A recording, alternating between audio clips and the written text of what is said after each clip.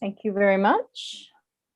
We'll go ahead and call this meeting of the Santa Fe Public Schools Board of Education to order on June 17th. As ever, we will begin by doing the Pledge of Allegiance and salute to the New Mexico flag in English and in Spanish, as well as the acknowledgement of tribal land.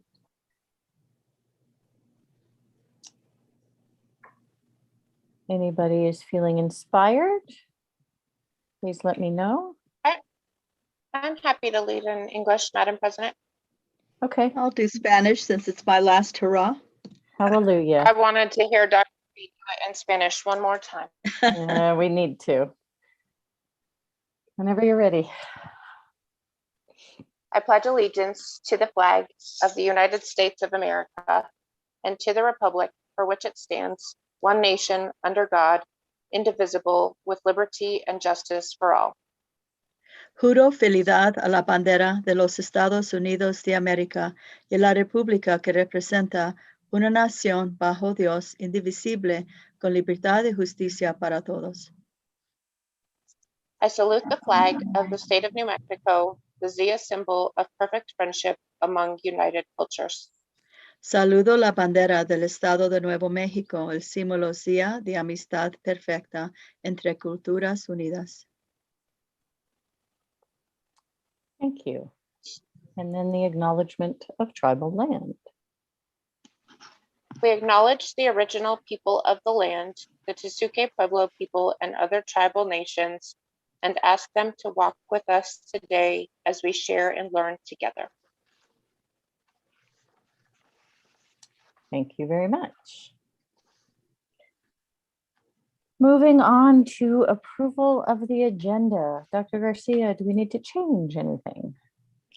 I don't think officially. I'll probably do my little farewell right after what I see is your farewell. I don't think I really saw this agenda. I'm like, oh, okay. So but I don't think it really calls for adjusting anything because they're just under my announcements. Okay. So I'll move approval of the agenda. I'll second that. Thank you, Dr. Gonzalez, second by Secretary Bozay. We'll go ahead and do a roll call vote.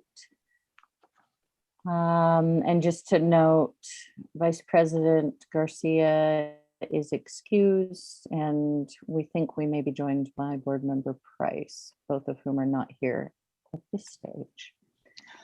So on approval of the agenda, Secretary Bozay, Yes. Dr. Gonzalez, Yes. and the President votes yes. Thank you very much. Moving on to Roman numeral 2, introduction of interpreter. Dr. Garcia. Thank you, Madam President, members of the board. Para servicio de traducción en español, marque 701-802-5152, número de acceso 42-77-932#. Por favor, mantenga su teléfono en silencio durante la traducción. Gracias. Thank you very much. Now we come to our executive session. Secretary Bozay. Madam President, I would like to make a motion that the Board of Education move into executive session where we will discuss collective bargaining and the discussion, purchase, acquisition, or disposal of real property related to Adelia Park MOU, first serve update, and Lockett lease agreement. I'll second that. Thank you. Motion from Secretary Bozay, second by Dr. Gonzalez. We'll go ahead and do a roll call vote. Secretary Bozay. Yes. Dr. Gonzalez. Yes. And the President also votes yes. So we are now going into executive session. We will be back at or around 5:30. See you all over in the other place.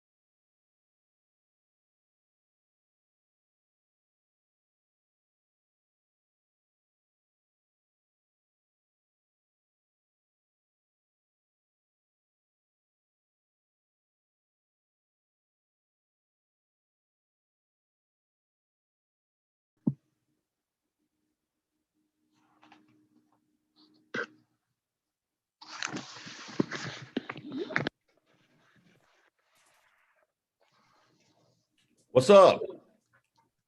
Hey, you. How you doing? Hanging in there. Right on.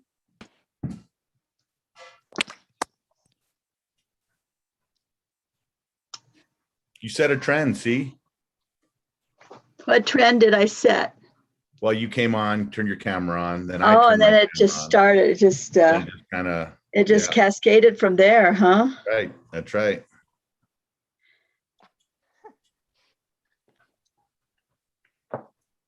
Are you staying cool? Well, I'm trying. All the grocery stores around here are out of ice. Oh, really? Mhm. It's too hot. Well, I know, yeah. Yesterday, I left Santa Fe. It was like 86, and I got to Albuquerque, and it was like 102. Mhm.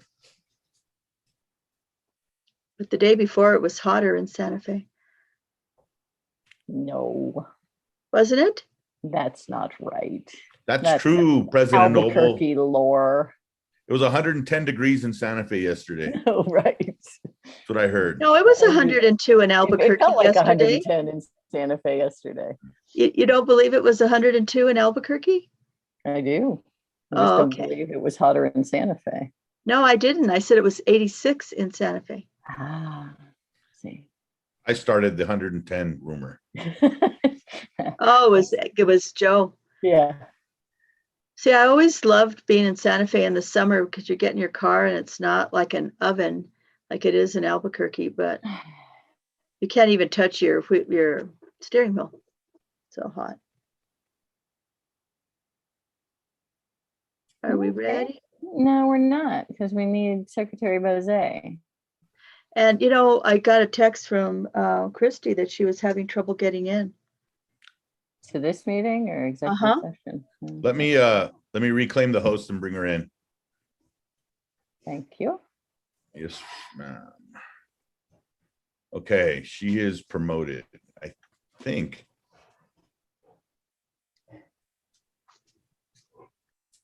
I'm assuming There both she is, yep. Christies. Yeah, she's- Okay. And you'll keep an eye out for Christy and other people or somebody else that need to be in here. Yes, ma'am. Let me disappear. Thank you, Joe. Yep. Okay. I never heard back from Miss Price either, Miss Noble. Thank you. Well, we do have a quorum, so we'll keep going. Secretary Bose, you want to bring us back from executive session? Thank you, Madam President. I would like to make a motion to bring the Board of Education out of executive session where we discuss collective bargaining and the purchase, acquisition, or disposal of real property as it relates to the Adelia Park MOU, for serve update and the Lockett lease agreement. No action was taken. I'll second that. Thank you. Motion by Secretary Bose, second by Dr. Gonzalez. We'll do a roll call vote. Coming out of executive session, Secretary Bose, Yes. Dr. Gonzalez, Yes. and the president votes yes. We're officially back. We are now on to the school board showcase, and we'll start with El Dorado 2021 8th grade choir. Dr. Garcia. Thank you, Madam President, members of the board. This is so exciting. And I am going to turn this over to April Pickrell, our music coordinator. Oops. Good evening. First, I want to say thank you for all of the support for music during this difficult time. We are looking forward to hopefully performing live again at the board meetings next school year, and we hope you enjoy our closeout for 2021 school year. Tonight, I present the 8th graders from El Dorado Community School Choir. Mr. Prinovo, the choir director, has served Santa Fe Public Schools since 2011. His choirs have received numerous awards, sung at many community events, and participated in the state choir competition yearly. Each school year, Mr. Prinovo highlights the 8th grade students moving on to high school with a performance for the parents, teachers, and staff to express how much being a part of the El Dorado Community School influenced the students' lives. Every year, this song touches my heart. Please enjoy You Raise Me Up, sung by the 8th grade El Dorado choir students.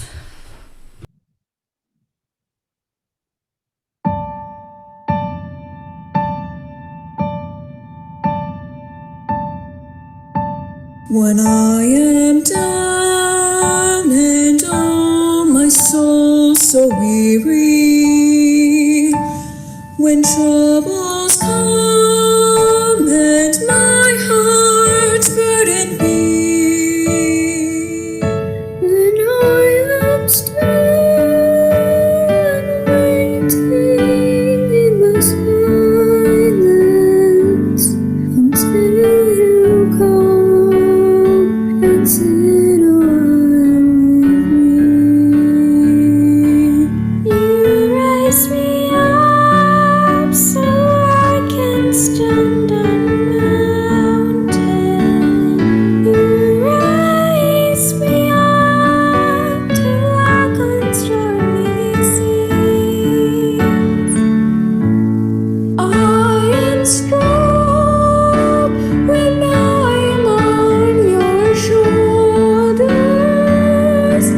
You raise me up to more than I can be.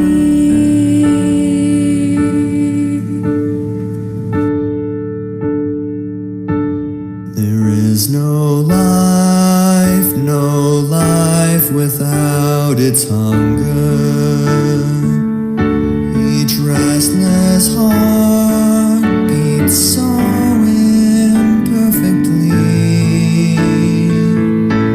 But when you come and I'm filled with wonder, sometimes I think I glimpse eternity.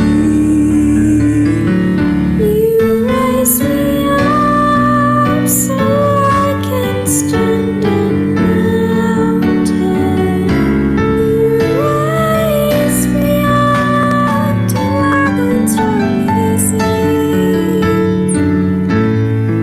I am strong when I'm on your shoulders.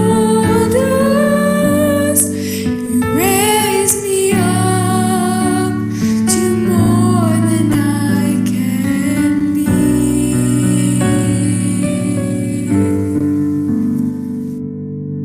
You raise me up to more than I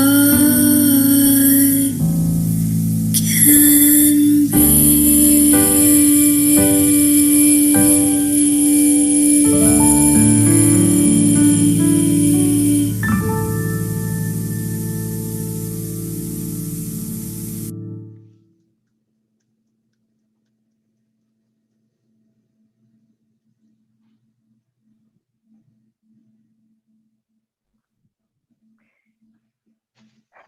Fabulous. Thank you, Ms. Pickrell, for bringing us that. Next on our school board showcase, we have Nina Otero Community School. Dr. Garcia. Thank you, Madam President, members of the board. Deputy Superintendent Christy Wagner is the supervisor for the school, and she will be introducing the program tonight. Thank you, Dr. Garcia, Board President, Noble board members. We have with us tonight Trish Garrity. She's the principal at Nina Otero. Incidentally, she was brave enough to take the principalship in an interim role in January and was appointed permanent principal just recently by Dr. Garcia. So we're very proud of her and her leadership over the last few months. She and her staff will be presenting some highlights of unique programs and partnerships happening at Nina Otero Community School this year. Ms. Garrity? Welcome. Thank you, Deputy Superintendent Wagner, for that warm welcome, and good evening, Superintendent Garcia, Madam President, and members of the board. First off, I just want to thank you for allowing us to showcase the amazing work that we're doing at Nina Otero, particularly during this year of COVID. I also would like to introduce an amazing teacher at Nina who helped make many of the initiatives happen, Miss Jerry Lynn Morning Manzanares, and she's our wonderful SAGE teacher here at Nina Otero, and she's going to help me with the presentation this evening. Okay, Dr. Weaver. So I wanted to start off by stating our compelling purpose, which we developed as a school about 2 years ago. Mustangs are confident, capable, empathetic citizens who make positive, lasting impacts in our school, community, and the world.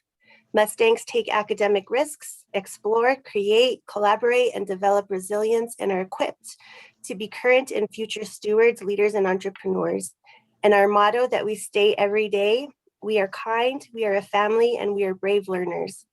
So at Nina, we strive to become a STEAM-centered school in which students will be able to use our own resources we have on site, as well as outside resources.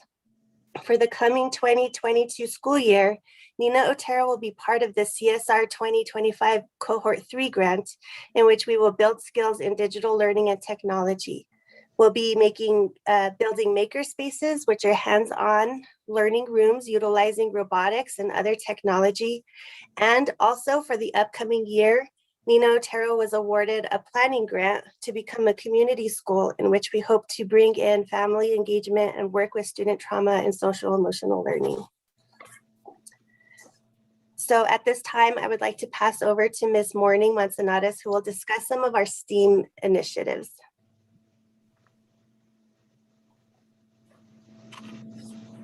Evening, and thank you for having us tonight. We are so excited to showcase some of the initiatives that we have at Nina Otero, and our students are so excited about science, and we would like to help foster our students' natural curiosity and their love of learning. Our youngest students participated in a science inquiry at Nina this year and had class science experiments and investigations. And here are some of their testimonials. Get ready for cuteness overload. Dr. Weaver, would you play? What I really liked about the science fair was we learned about rocks, robots, and animals, and it was really fun.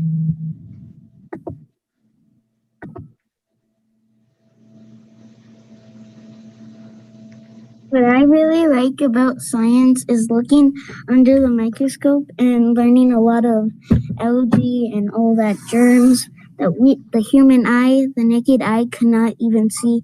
The other things I would like to say is that I like the things that you learn in science. There's a lot of cool things. You learn a lot of new things too.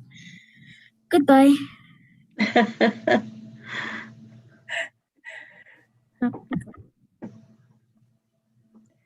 Our Nina students excelled at the district science fair this year. And although they had to complete their projects remotely, they still had the opportunity to collaborate with their peers and participate in project-based learning. Not even a pandemic can slow down our Mustangs. Dr. Weaver, would you please play the videos? My favorite part about science fair is that we got to work with other people and present it to our peers.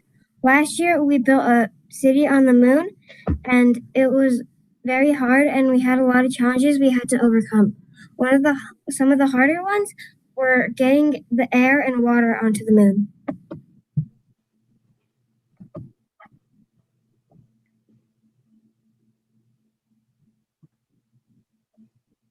Hi, I won third place in the district science fair last year.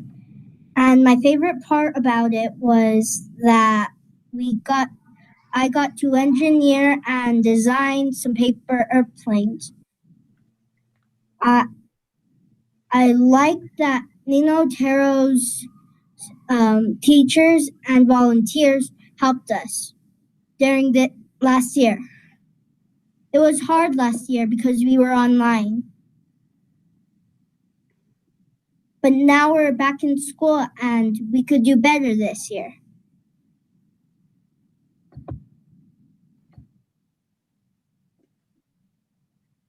We are currently in the process of creating a STEAM lab, including robotics, and coding, engineering, and computer science concepts. Recently, our students created robot mazes and explored block coding in our 21st century program, and we're sharing some of those pictures now.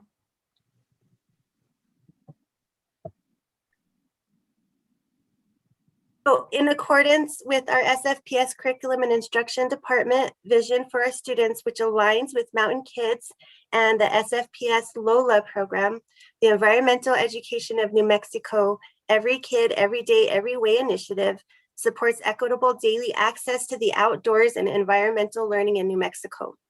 So several of our teachers participated in professional development in learning how to use our beautiful Nina Otero campus for outdoor education. And you can see some learning spaces that we have here, as well as a labyrinth that the students built at the end of the year. So per the local outdoor learning adventures grant, the LOLA grant, Nina Otero will receive $500 for outdoor learning and will receive support from our sustainability program specialist who will help us develop lessons and activities focusing on sustainability. In addition, our 4th grade has a connection with Randall Davey Audubon Center and their outdoor life science lessons. Okay. With our return to campus, we utilized our outdoor spaces as much as possible. Our 2nd grade team invited Kathy Beckner, an entomologist in partnership with Santa Fe Alliance for Science, to take our kids on a bug exploration trip around our outdoor campus. So 2nd graders were able to hunt for local insects and discuss their role in the desert ecosystems. Students learned about the characteristics of insects, the importance of insects, and were able to discover several types of insects that are known pollinators. And they had a blast on this hands-on project.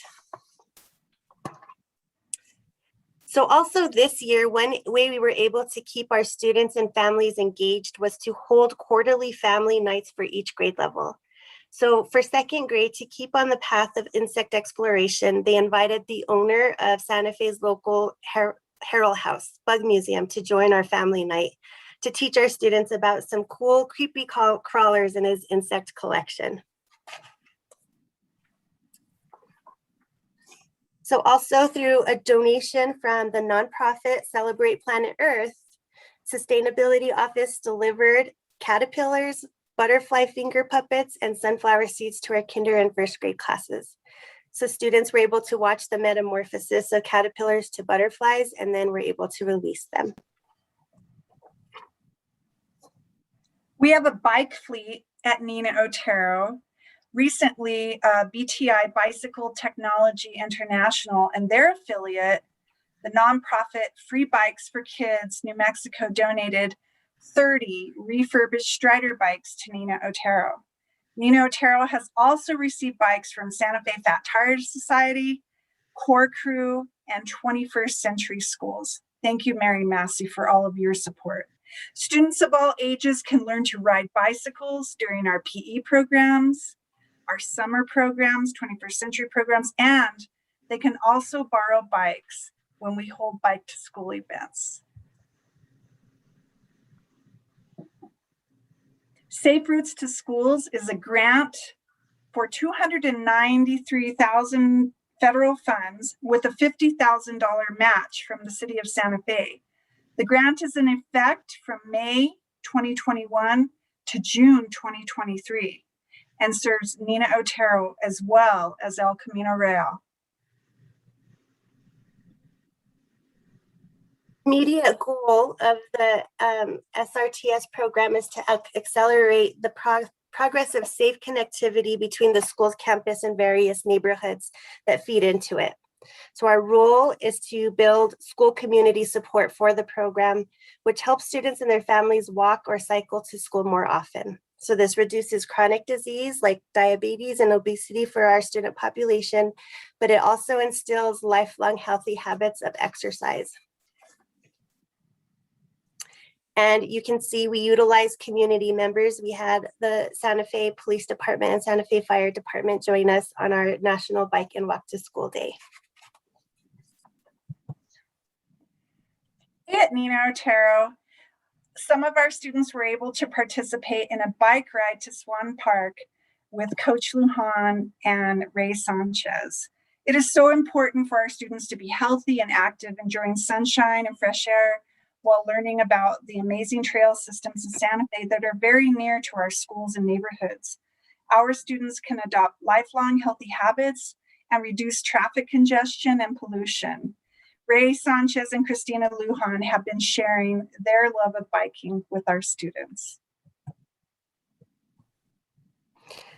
So we thought it was very important to keep our volunteers through remote learning. And so this was one way one of our teachers was able to bring in volunteers. She brought in Maple, the therapy dog from Santa Fe Animal Shelter Pet Outreach Program, into her virtual classroom.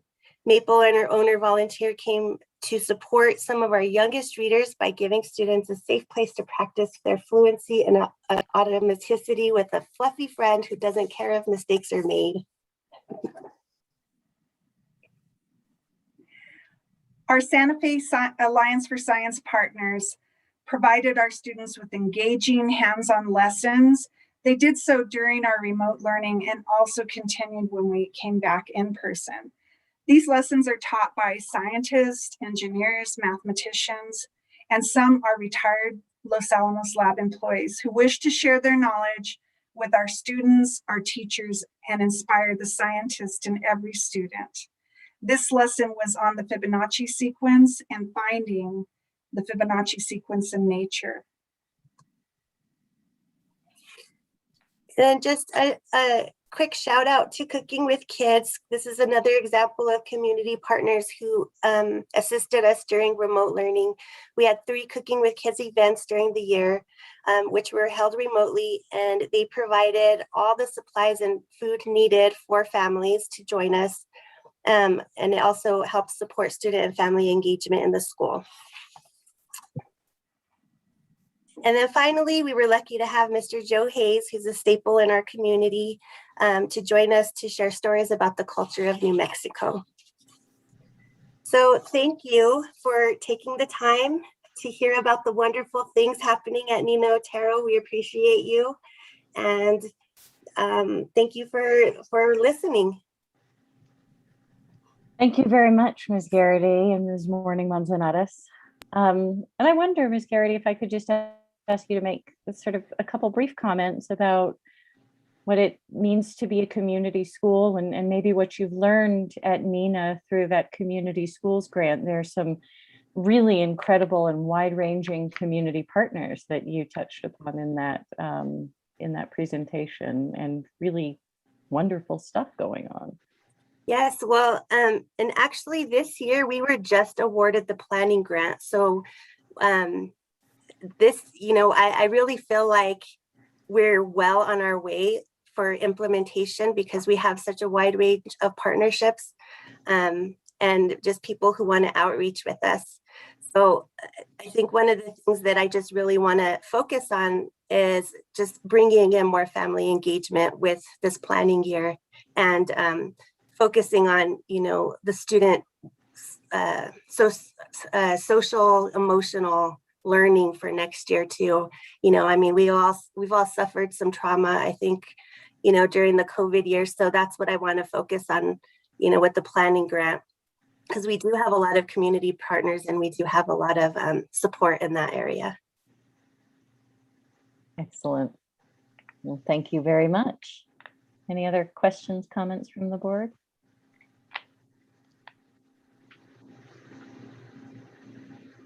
Go ahead, Dr. Gonzalez. Madam President, I had Dr. Garcia, members of the board, I had to remember to turn my mute button off. But that was a great presentation. I'm glad to see all of those various activities going on in your school, especially the outdoor stuff. That's so important right now. And I applaud you both. So thank you very much. Thanks for bringing that to us. Really appreciate you being here. best wishes for moving forward in the new school year. Thank you. Thank you very much. Okay, we are now on Roman numeral 5 on our agenda, our union update. And Grace Mayer, the president of NEA Santa Fe, was unable to be here tonight, but she did send a message she wanted to let the board know that the collective bargaining agreement was ratified by the NEA Santa Fe Executive Board on behalf of the membership. So that is on our action agenda tonight for the board to approve, and then it should be final, assuming we do that. Ms. Mayer also said she says we look forward to school board approval. And please announce that our membership and Santa Fe community are grateful to Dr. Garcia and Linda Sink for their leadership, their compassion, and their professionalism. They will be missed. So we thank Ms. Mayer for sending those kind words of appreciation to Dr. Garcia and Ms. Sink. And we certainly appreciate everyone on both the NEA and the district side who worked so hard on this agreement. And we'll hear a little bit more about that later tonight. Moving on to public forum. Dr. Garcia. Thank you, Madam President, members of the board. Mr. Cody Donarski, our PIO. Do we have anyone tonight? Good evening, board president, members of the board, Superintendent Garcia. There are 0 people signed up for public forum comment tonight. Okay, thank you very much. Now the hard part. We're moving on to board announcements and follow-up, which includes our farewell to Dr. Garcia, Superintendent of the Santa Fe Public Schools. This is her last board meeting with us. We will be taking July off, as the board often does, and of course it's getting towards the end of June. And there are a few things here I want to welcome and thank Dr. Garcia's family for being here tonight. If you all maybe want to turn on your camera so that, because you know you can all see her reaction. Oh my God. But we're very pleased to have you. There's my daughter.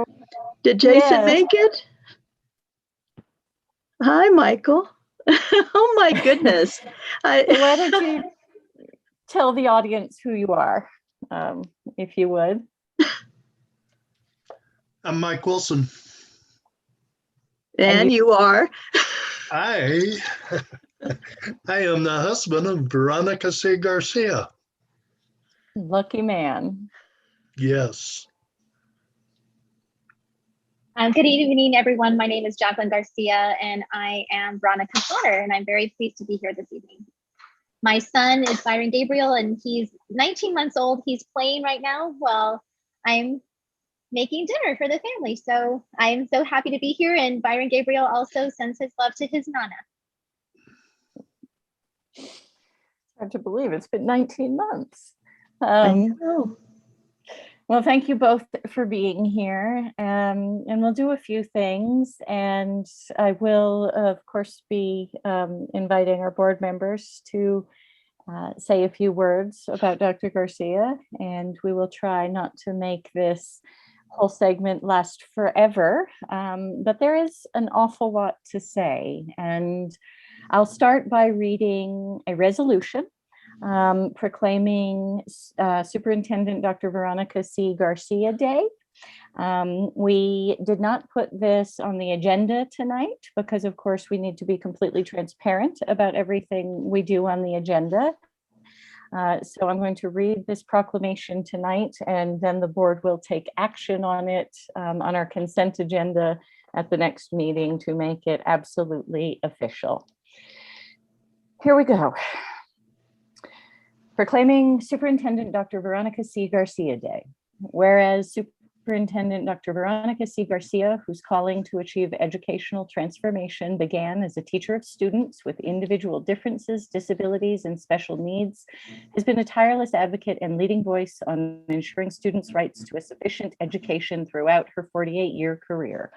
And whereas her decades of work within the state's K-12 education system have included teaching in the classroom, serving in the Albuquerque Public Schools twice, holding the position of the superintendent of the Santa Fe Public Schools, beginning first in 1999 and then in 2016. Serving as New Mexico's first cabinet secretary for education under Governor Bill Richardson, a position she was appointed to in 2003.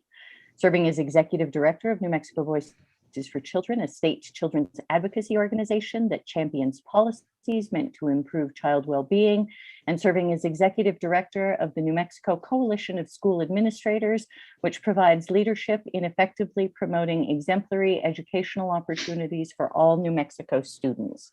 And whereas, as Cabinet Secretary of Education, she advocated for the passage of many educational reforms, including the state's Pre-K Act, the Hispanic Education Act, programs that extend the school year for at-risk children, and rigorous academic standards, which were nationally recognized. She also pushed for a comprehensive approach to educational reform by advocating for increased funding for programs such as school-based health clinics, breakfast in the schools, and elementary physical education. And whereas under her leadership as cabinet secretary, New Mexico garnered top rankings for school reform, accountability systems, increased teacher quality, data quality, health and wellness policies, parental involvement, and college and career readiness.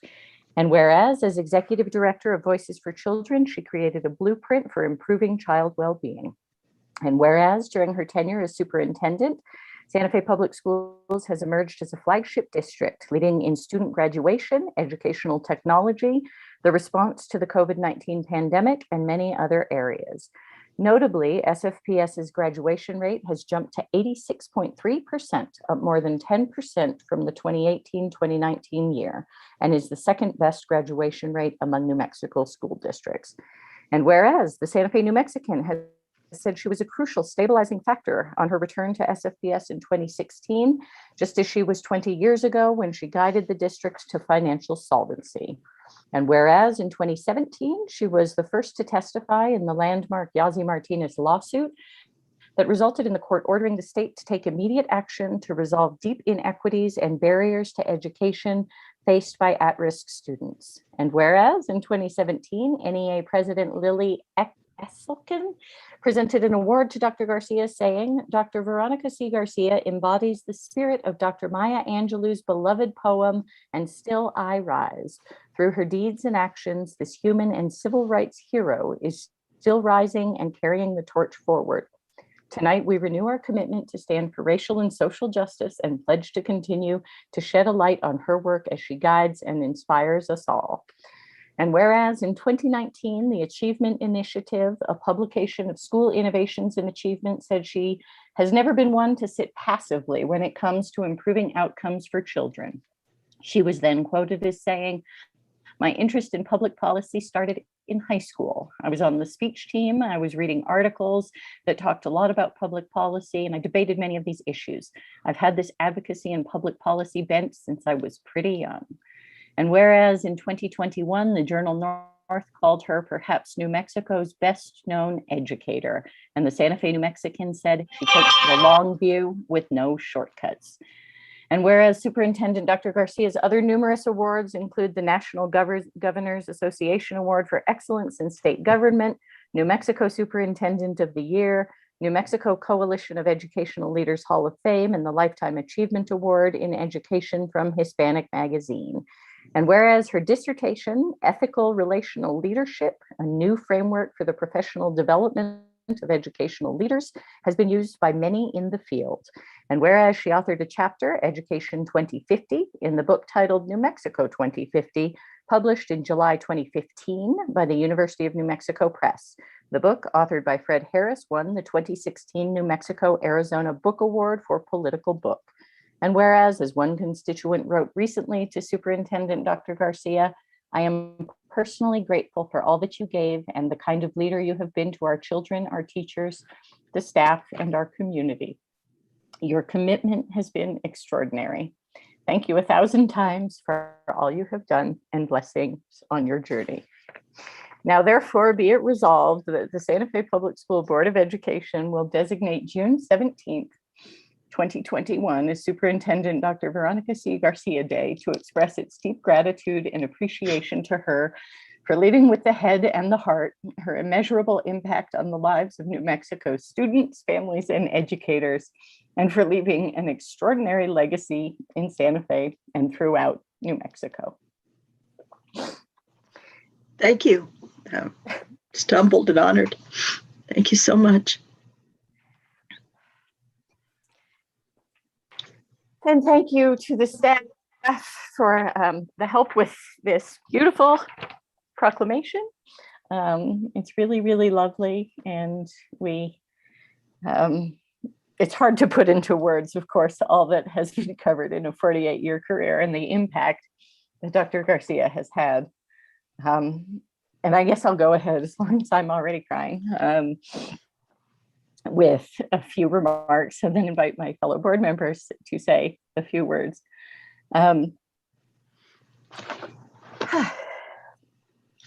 Dr. Garcia, I think you know that I consider you one of the true loves of my life, both personally and professionally. And it has been an absolute honor to work with you. I have been personally evolved over this time that we've had together so profoundly. I don't think I can actually quantify it at this stage. And I know it'll continue to sink in as time goes on. That analogy in your talking point of leading with the head and the heart is perhaps the most apt. And I cannot say enough about how valuable I think it is for people to see a leader who can do that, because so often we are one or the other. And the current world that is probably geared more towards head than heart, particularly in education, where it's almost by definition a brainy field, has needed someone with the confidence, the intelligence, the deep wisdom to also bring in the heart piece. And it is almost impossible to imagine what you've overcome during those 48 years as a woman of color, a woman who came from humble origins and never had any hint of not being able to achieve everything you've ever wanted. And it is truly inspirational to many of us. You're an incredible friend, colleague, mentor, an amazing thinker and leader and innovator. And I guess I can't get better than what you once said yourself, but it is perhaps my job to remember a lot of the amazing things you've said, but you're truly a radical in a suit. I love that about you, and thank you. And I count on, continuing to be able to talk to you and be with you, because again, personally, I really do feel you are one of the true loves of my life. But thank you also on behalf of my child and all the children whose lives you have positively impacted. And, New Mexico and Santa Fe especially will never be the same. And I don't know that we can thank you enough, but we'll keep trying. Thank you so much. I feel the same way. Thank you. I'm just so humbled. Thank you. Gonzalez. Madam President, Dr. Garcia, members of the board. I'm not sure what to say as a follow-up to all of that. I know that I ran for the for the board because I really wanted to work with Dr. Garcia. I've been an admirer of hers since she was Secretary of Education. And I agreed with all the many educational reforms that she did when she was there. And I have to say that both my brother and my husband worked for her when she was secretary, and they praise her highly for her work. And I've watched her over the last few years leading Santa Fe, and as you say, leading with both her heart and her head. And I love that she's a role model for Hispanic women, for anybody, but for women in general too. And I'm just sorry that she's going to be leaving us. And I hope to continue being a friend of hers, and I will miss her. Thank you so much, Dr. Gonzalez. I think your sister also worked for me at Rio Grande High School. Yeah, Carmen says, I'm the only one that's never worked for her. I was her boss. Thank you. Secretary Madam Bozay. President. Yes, thank you, Madam President, members of the board, Dr. Garcia. I moved back home to Santa Fe in 2016, and everyone, it was quite the buzz. You moved back just in time. Thank goodness, things will get better. And it was clear right away how much things were improving and what wonderful leadership that we had at the district. And there was just almost no hesitation when I was inspired to run for the board. And I'm going to try to keep this short so that I don't fall apart. But in the year and a half that we've had together, I've learned so much. And you are truly, truly, truly inspiring in so many ways, where we are taught that leading with our heart is a weakness. Thank you for showing us, reminding us it's not. That those things are very important. And along the lines of my favorite quote, which I hear from you all the time, is we can do anything. We can do anything. Just let us know. We can do it. Whatever it is, we can do it. And that attitude of accomplishment, like just set your sights and go for it. And I wish that we had more years to work together, but thank you. Thank you so much. Thank you, Sarah. It's been a real pleasure and an honor to work with you. Thank you. So humbled, all of you. We also have a video to show you, just in case we haven't cried enough. Oh dear. Yet. Of course we can. Cody, I think that's you. Board President, members of the board, Superintendent Garcia, I hope you have your Costco size box of tissues ready. I think we're all going to need it.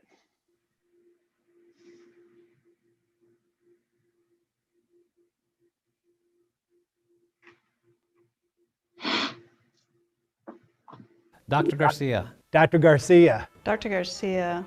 Dr. Garcia, Veronica, I don't want to say goodbye, and I guess I don't really have to, but this is a moment to thank you for everything you've done for the Santa Fe Public Schools and for the friend that you have been to me personally.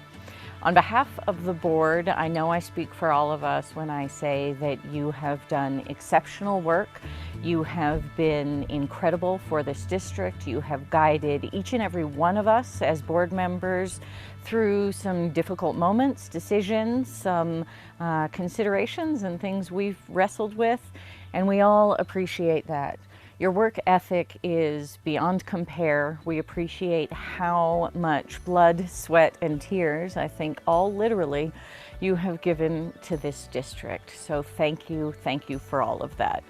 You're of course a pillar in education in New Mexico, as a cabinet secretary, as the leader of Voices for Children, as the superintendent for the Santa Fe Public Schools twice, as a teacher, as a thinker, and as a leader. And we couldn't have done all of this without you. We are where we are, I think, in a transformational place in New Mexico in education, in large part due to your work, and of course the work of many others whose lives you've touched along the way. So I don't really know how to sum up exactly what the impact of everything you've done could be, but I think it's pretty much priceless or inestimable, or one of those big words that is not that simple, but nothing about your work has been simple. Dr. Garcia, you recruited me after I retired from 31 years with Albuquerque Public Schools into being a Chief Information and Strategy Officer, something I didn't think I was ever going to do it again, but you were very persistent. And you promised me that I'd have an opportunity to do something on a national scale, and you delivered. We have done some amazing things in Santa Fe Public Schools with your support, including passing a first ballot ETN election that most other school districts were not able to be successful. That has a lot to do with the trust that people have in their superintendent. We had the funds to do some pretty amazing things with computer science, and then just this whole conversion to a fully online pandemic response plan. You gave us a lot of room to design something that was really going to be beneficial to all of our kids, and something that we're extremely proud to be a part of Santa Fe Public Schools, but also nationally. We've gotten a lot of people that wanted to hear what we're doing, see what we're doing. I'm still getting questions and insight from other people. So thank you for your persistence and inviting me to be a part of the Santa Fe Public School community. I've really grown to love this community and the people here. It is with heartfelt sincerity that I send out my deepest gratitude and appreciation to you for all you have done for our students, staff, families, and community here in the Santa Fe Public Schools. Your dedication to improving our school system will always be remembered, and the way you have stayed steady and steadfast throughout this entire pandemic has been admirable. You have taught me so many wonderful attributes, and one in particular is your inflappable demeanor in staying calm and patient even in the most tumultuous situations. The way you listened to all stakeholders and valued everyone's input before making decisions is admired and appreciated. You will be greatly missed, but know that you have left us in a great place to continue moving forward with the mission to graduate all of our students and put them in a great place to become successful and productive citizens. Thank you again from the bottom of my heart, and I wish you the very best in your future endeavors. May you be filled with good health, love, and happiness. Thank you for all that you have done for El Camino Real and the Southside communities here, including El Camino Real. I'm standing in front of one of the people, Susan Duncan, who I consider the soul and spirit of our school.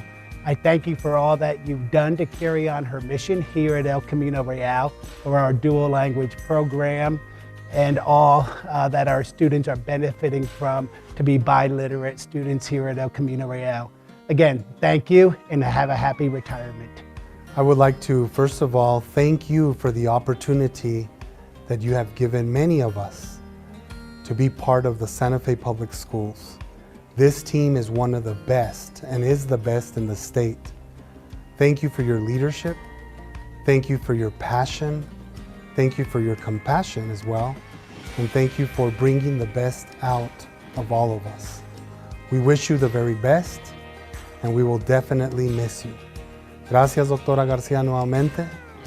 Gracias por las oportunidades. Que Dios la bendiga y descanse. Yo sé que eso va a ser imposible, pero es necesario también descansar y utilizar el tiempo que nos resta con nuestra familia. I will do a little translation here, since I'm so used to translating during board meetings. I am telling you to rest, enjoy your life, spend the rest of your time with your family, which I know you dearly love. But once again, thank you, Dr. Garcia, for everything that you've done, not only as a professional, but as a person that has a big heart and big enough to love everyone, to mentor everyone, to care for everyone, and to lead everyone. Again, I appreciate it. God bless. I want to thank you for everything you've done for myself and also for the district. Hopefully you enjoy your retirement, even though it's not going to be a retirement. I'm going to have you on speed dial. I'm sure others in the district will utilize you in the same way. But also I know you have many projects that you're looking forward to. So again, everything you have done for the district is greatly appreciated. And even though we don't mention it every day, we do appreciate you. We appreciate everything you have done. And I appreciate you from the bottom of my heart. So thank you. Have a great retirement, and I look forward to talking to you every single day.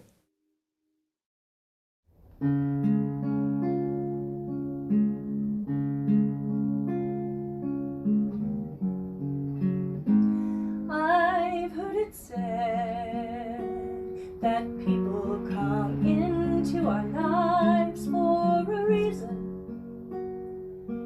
bringing something we must learn, and we are led to those who help us most to grow if we let them, and we help them in return. Well, I don't know if I believe that's true, but I know I'm who I am today because I knew you. Like a comet pulled from orbit as it passes the sun, like a stream that meets a boulder halfway through the wood. Who can say if I've been changed for the better? But because I knew you, I have been changed for good.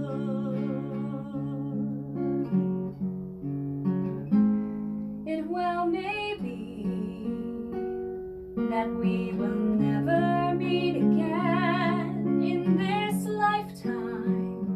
So let me say before we part, so much of me is made of what I learned from you. You'll be with me like a handprint on my heart. And now whatever way our stories end, I know you have rewritten mine by being my friend.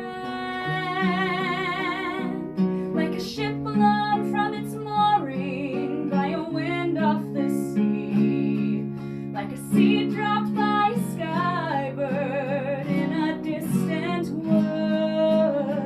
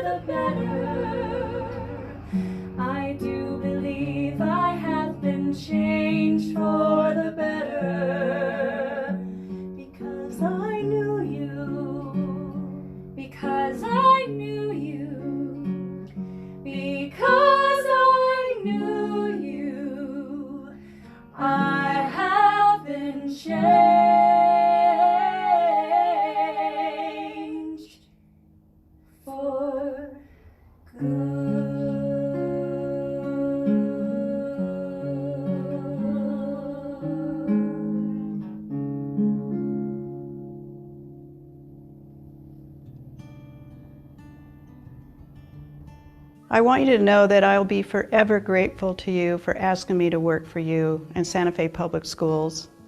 These past 5 years are truly the icing on the cake for my career. I remember knowing you and knowing of you in Albuquerque Public Schools, but I didn't really see you and your work until you came to Albuquerque High School to let Albuquerque High School know about their new principal, which wasn't me. I didn't get the job, but you told me to sit down and stay here in my office while you went and introduced the new principal to Albuquerque High.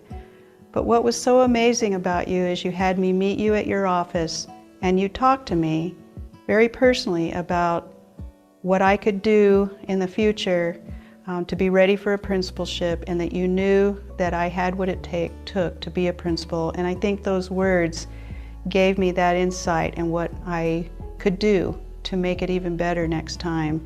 And as you can see, I ended up being a principal for many, many years, and then went on to doing what I do now.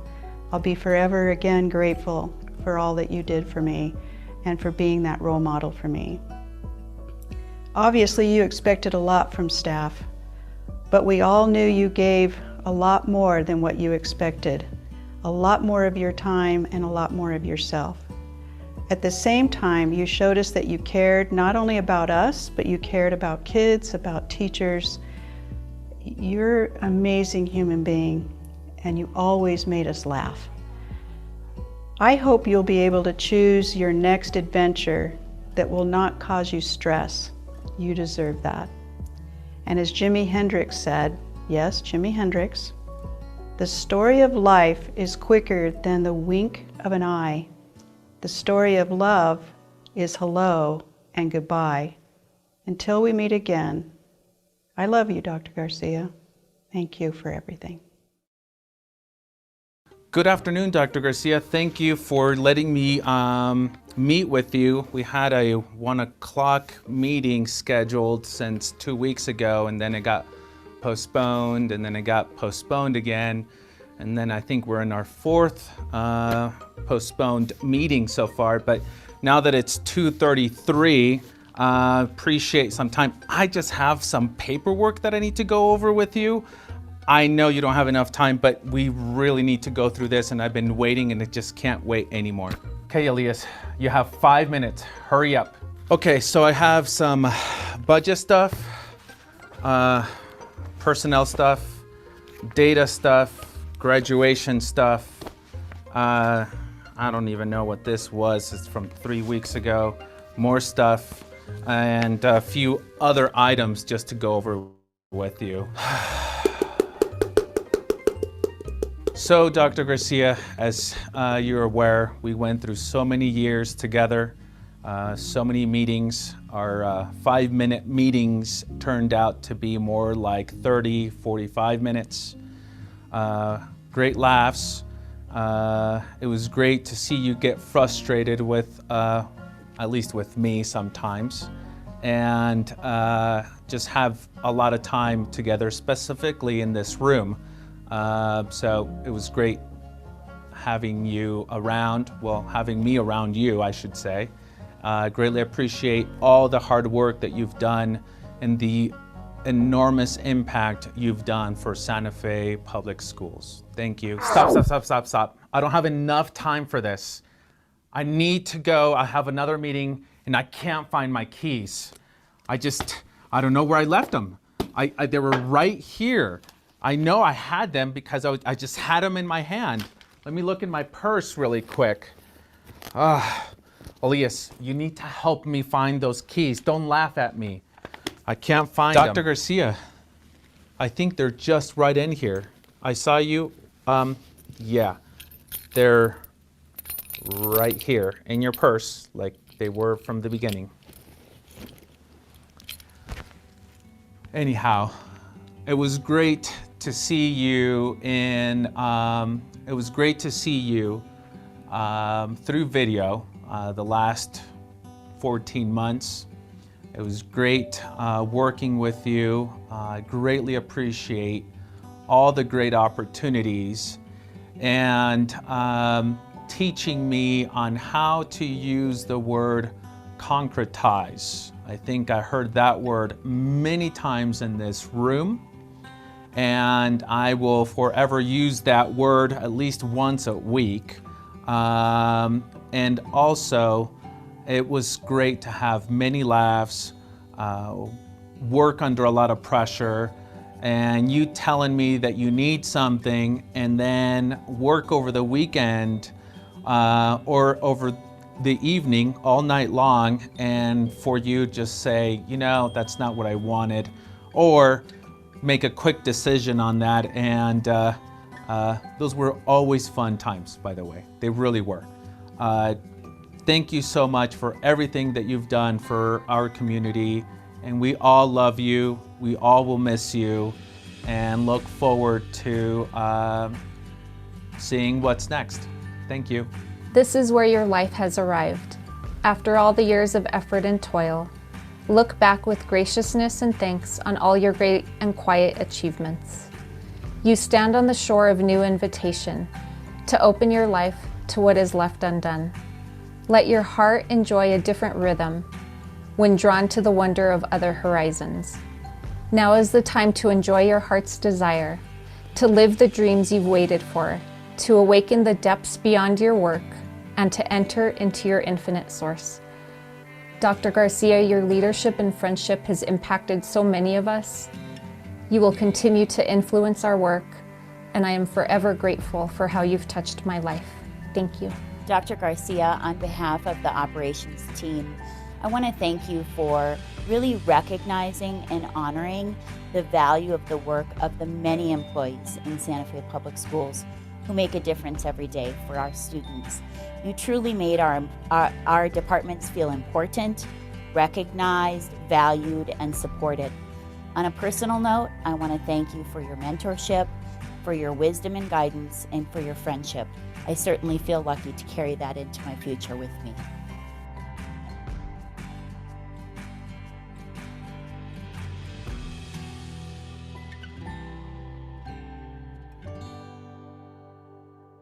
And, you know, I always talk about Santa Fe Public Schools being a flagship district, and you're the flagship in our district. So let's hear it for Piguan.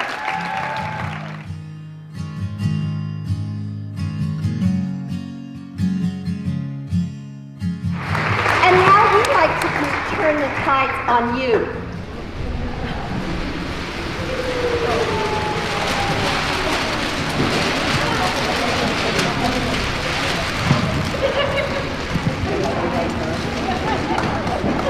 We want to say thank you.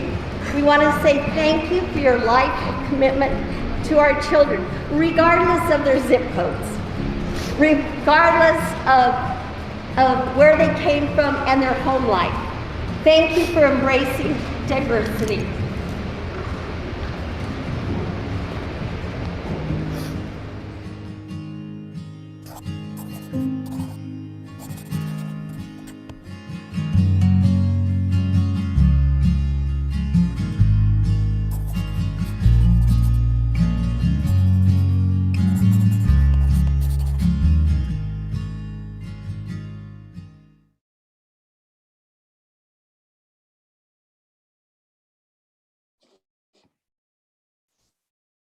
Thank you, Cody. That was lovely.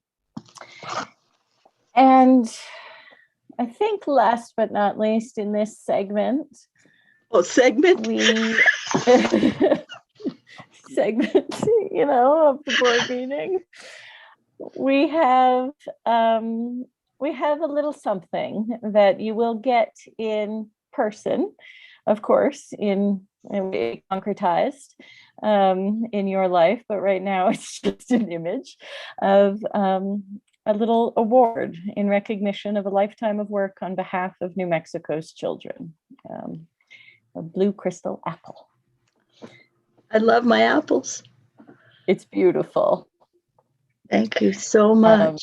And thank you to Alma and everyone who has been working to pull together a little tribute for you here. And thank you, Michael, and thank you, Jacqueline, for joining us for this. It's just such. Do you want to speak now? I think I will. Thank you for having some things in there that made me laugh. I want to thank the team for not displaying me in my Bruno Mars lip sync with the girls, where we actually won first prize in the lip sync contest. Wow, I mean, you got a little snippet, of some of the humor and what we do and the family that we've created. It's so hard for me to leave. I was just talking to my daughter and Michael and Jason, about how painful it is for me to leave you, because I really wasn't ready. I wish I wasn't this old. I wish I was younger. And I wish that stress, had not taken such a toll on me physically. Because I love the work. I love the community. I love what I do. I love all of you. And I tell Michael all the day, people are just so good to me, if I'm driving in the rain, people will call, make sure I'm okay. Do I need help out the door? Help me find my keys? There's almost every day that somebody's looking for my keys. 'Cause I'm like the absent-minded professor, but I just am so blessed. We need something at midnight or 10 o'clock at night or whatever, that people are there, they're committed, they love what we do. And I mean, I just couldn't be more blessed, but I knew that I would ramble. And so I'm going to read. I don't like to read, but I'm going to read my statement so I can get through it. And so I want to say thank you. That tribute, I'm humbled and overwhelmed. I knew that saying goodbye and trying to find the right words and not forget all that I would want to say would require me to write down my thoughts. It's not my favorite way of communicating, is it rather just share my stream of consciousness. Henry Wadsworth Longfellow said, "Great is the art of beginning, but greater is the art of ending." I'll go off script. I'm not very good at endings.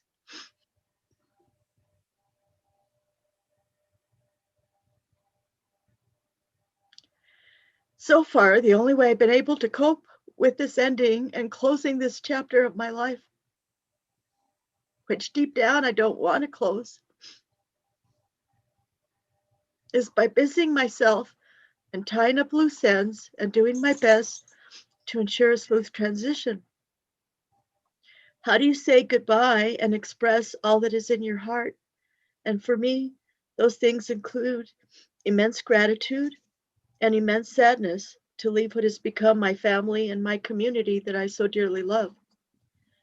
To have had the opportunity to work with 9 board members over the last 5 years has been an honor and a privilege. The late Susan Duncan was the board president when I was hired, was an inspiration to us all. Each board and officer in no particular order included Lorraine Price, Maureen Cashman, Linda Trujillo, and Steve Carrillo, my original board, then followed by Kate Noble, Rudy Garcia, Carmen Gonzalez, and Sarah Bozay, have all been part of our continued success to be New Mexico's flagship district. To my board, thank you for believing in me and showing me and allowing, I can't, the tears are making it hard for me to read. Could somebody read for me? And being great thought partners, originators of amazing ideas, holding me and the team accountable. And not only my bosses, but amazing colleagues. Together we accomplished so much, and I am grateful. Lorraine, thank you for having the board give me a jingle 5 years ago. Rudy, thank you for your honesty and all the years you've given to the district. Sarah and Carmen, thank you for stepping up to the plate and running for office.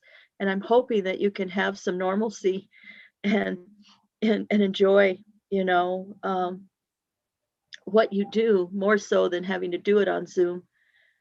But thank you for jumping right in a full-fledged worldwide pandemic as first-time board members. Normalcy will be great. And Kate, it's been so fulfilling to have such a terrific thought partner in Policy Wonk. and someone that could be sardonic and sarcastic and laugh about things and hear all about the adventures of the great Zachary and create resolutions and policies that will have a lasting impact. And I will miss you, my friend, and I love you very much. And just for the public to know that she'll crack my head if I'm not doing my job. If I hear I'm frustrated, I know things aren't going to go well for that next hour or two. To our community, thank you, thank you, thank you. You've made us stronger, you've made us better, and our students are the benefactors of your partnership and support. Over the last 5 years, our partners and volunteers have grown and become more diverse. You came to the table along with internal stakeholders when I first arrived and participated with me in helping the district find and define its North Star, our guiding principles and subsequent attributes of a graduate. We defined what was important for Santa Fe, not mandates from the federal government or state government, and we exceeded the expectations that were set for us. To our parents, thank you for entrusting me with the care of your children. When we were having concerns about safety in our schools during the height of the national and statewide threats with gun violence, I told you that I would make a decision to close school for a day or whether we would go on a lockdown. I would make it as if my children were working in the school and my grandchildren were attending the school. And I must tell you that every decision I made, I try to make it as if it would impact my own family, because if it wasn't good enough for my family, it wouldn't be good enough for you. And so I tried to make that my guiding principle.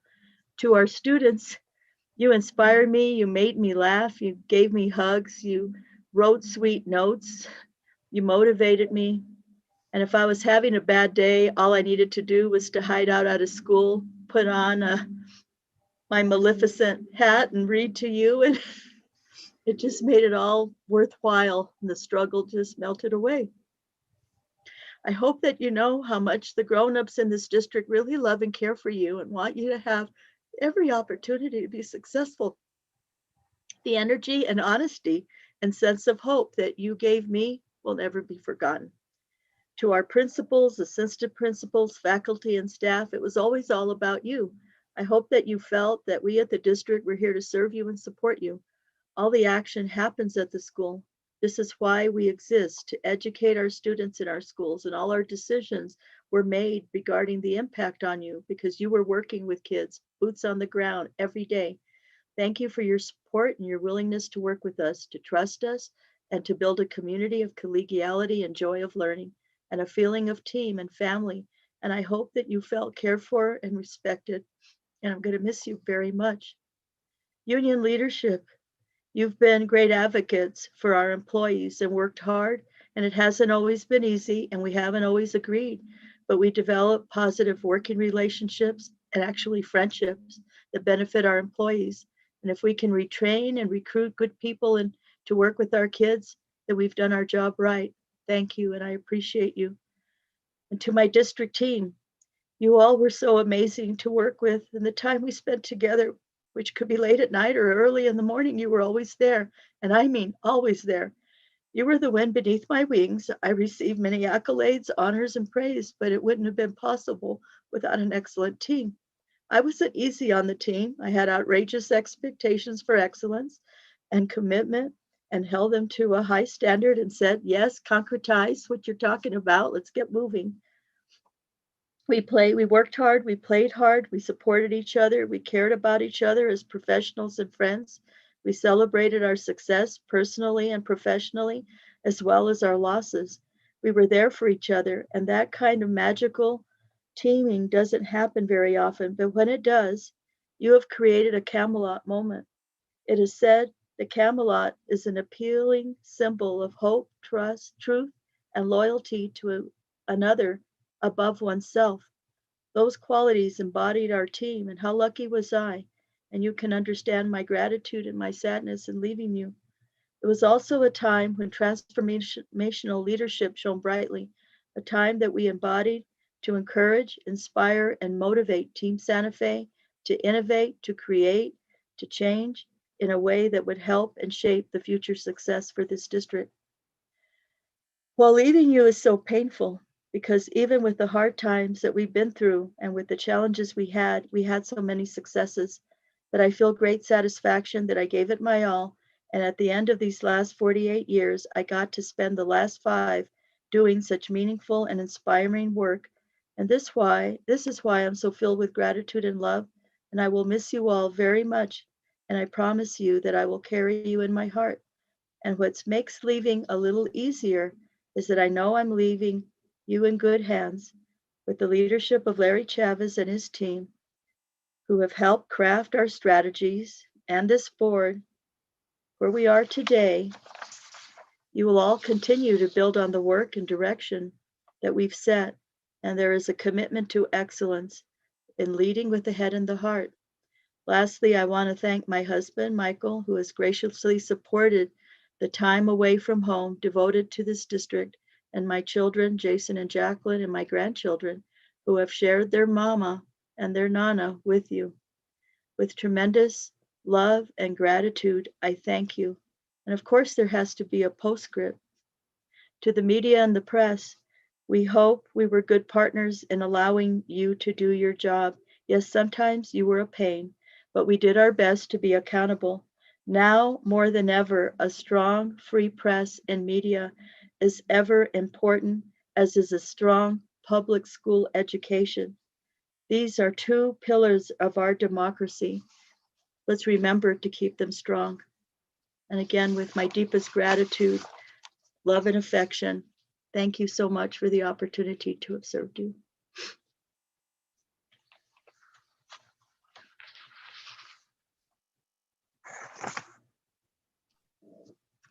I got Dr. Garcia. Got through. It's not easy.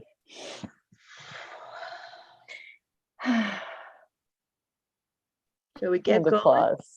Thank you. Thank you, all of you. Yes, see, and just characteristic like Dr. Veronica C. Garcia. Should we get going? We Get still got going, stuff to Veronica C. do, Garcia. but I think For we're people applauding that- you now. For people that don't know why I talk about Veronica C. Garcia, because that's like my name. It's not like I use it as a middle initial, like if you call somebody Veronica Carrillo Garcia, people that have hyphenated names. And so I think people always wonder why I insist on Veronica C. Garcia, because that's my name. Like J. Paul Getty, think of it in that context. All right, well, here we go. We're going to start, if I can read. My God, my eyes are blurry. Let me take one more moment, though, under the board announcements, if I may, while you clear up your eyes. Sure. And did you see all of the applause that everybody turned on their cameras? You might have missed that, but that was really nice. Oh, thank you. Thank you so much. Love you guys. Thank you. The other thing to say is, and I don't really know how to do this moment justice, but a deep, heartfelt thanks and congratulations to everyone on the team who is retiring, whose last board meeting this is tonight. I really appreciate Dr. Garcia's analogy of Camelot. I think it has been that. It has been a really incredible round table of educational professionals who have done incredible work for our district. And those of us that are continuing on will benefit from all that many of you have given over the years. And I know it will last a long, long time. I have a list of retirees in my email, it's quite long, and I'm not going to try and do it off the top of my head because I would miss somebody incredibly important, but you are all incredibly important. And I just really want to acknowledge everyone who is leaving the Santa Fe Public Schools this year and all that you have given to us. And thank you from the bottom of my heart for putting us on such strong footing. And may we be worthy of the foundation that you have set and make it even better from here. Thank you, thank you, thank you. Okay. Now for superintendent announcements. Thank you. Well, last time we were here, we had a little snafu, and I want to share with you some highlights from the 2021 graduation. And we have some video highlights, so take it away.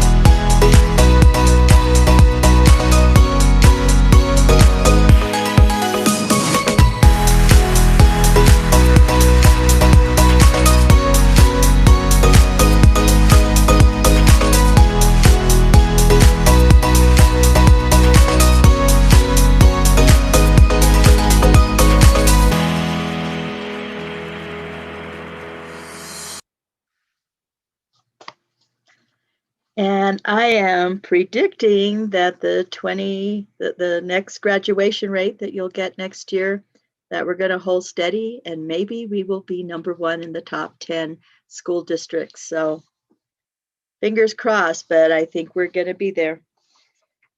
My second announcement tonight is the class is back. Videos. We're committed to welcoming back the 615 students who made other educational choices during the pandemic. And this is the beginning of a campaign to bring students back. This is just a little teaser. You're going to be getting more from Mr. Chavez and the team. With this class back 15-second videos, we're hoping to grab the attention of students and families to the fact that it's time to register and return to in-person learning in our schools. And again, this is part of a larger effort to increase enrollment. Take it away, Cody. Soundstripe.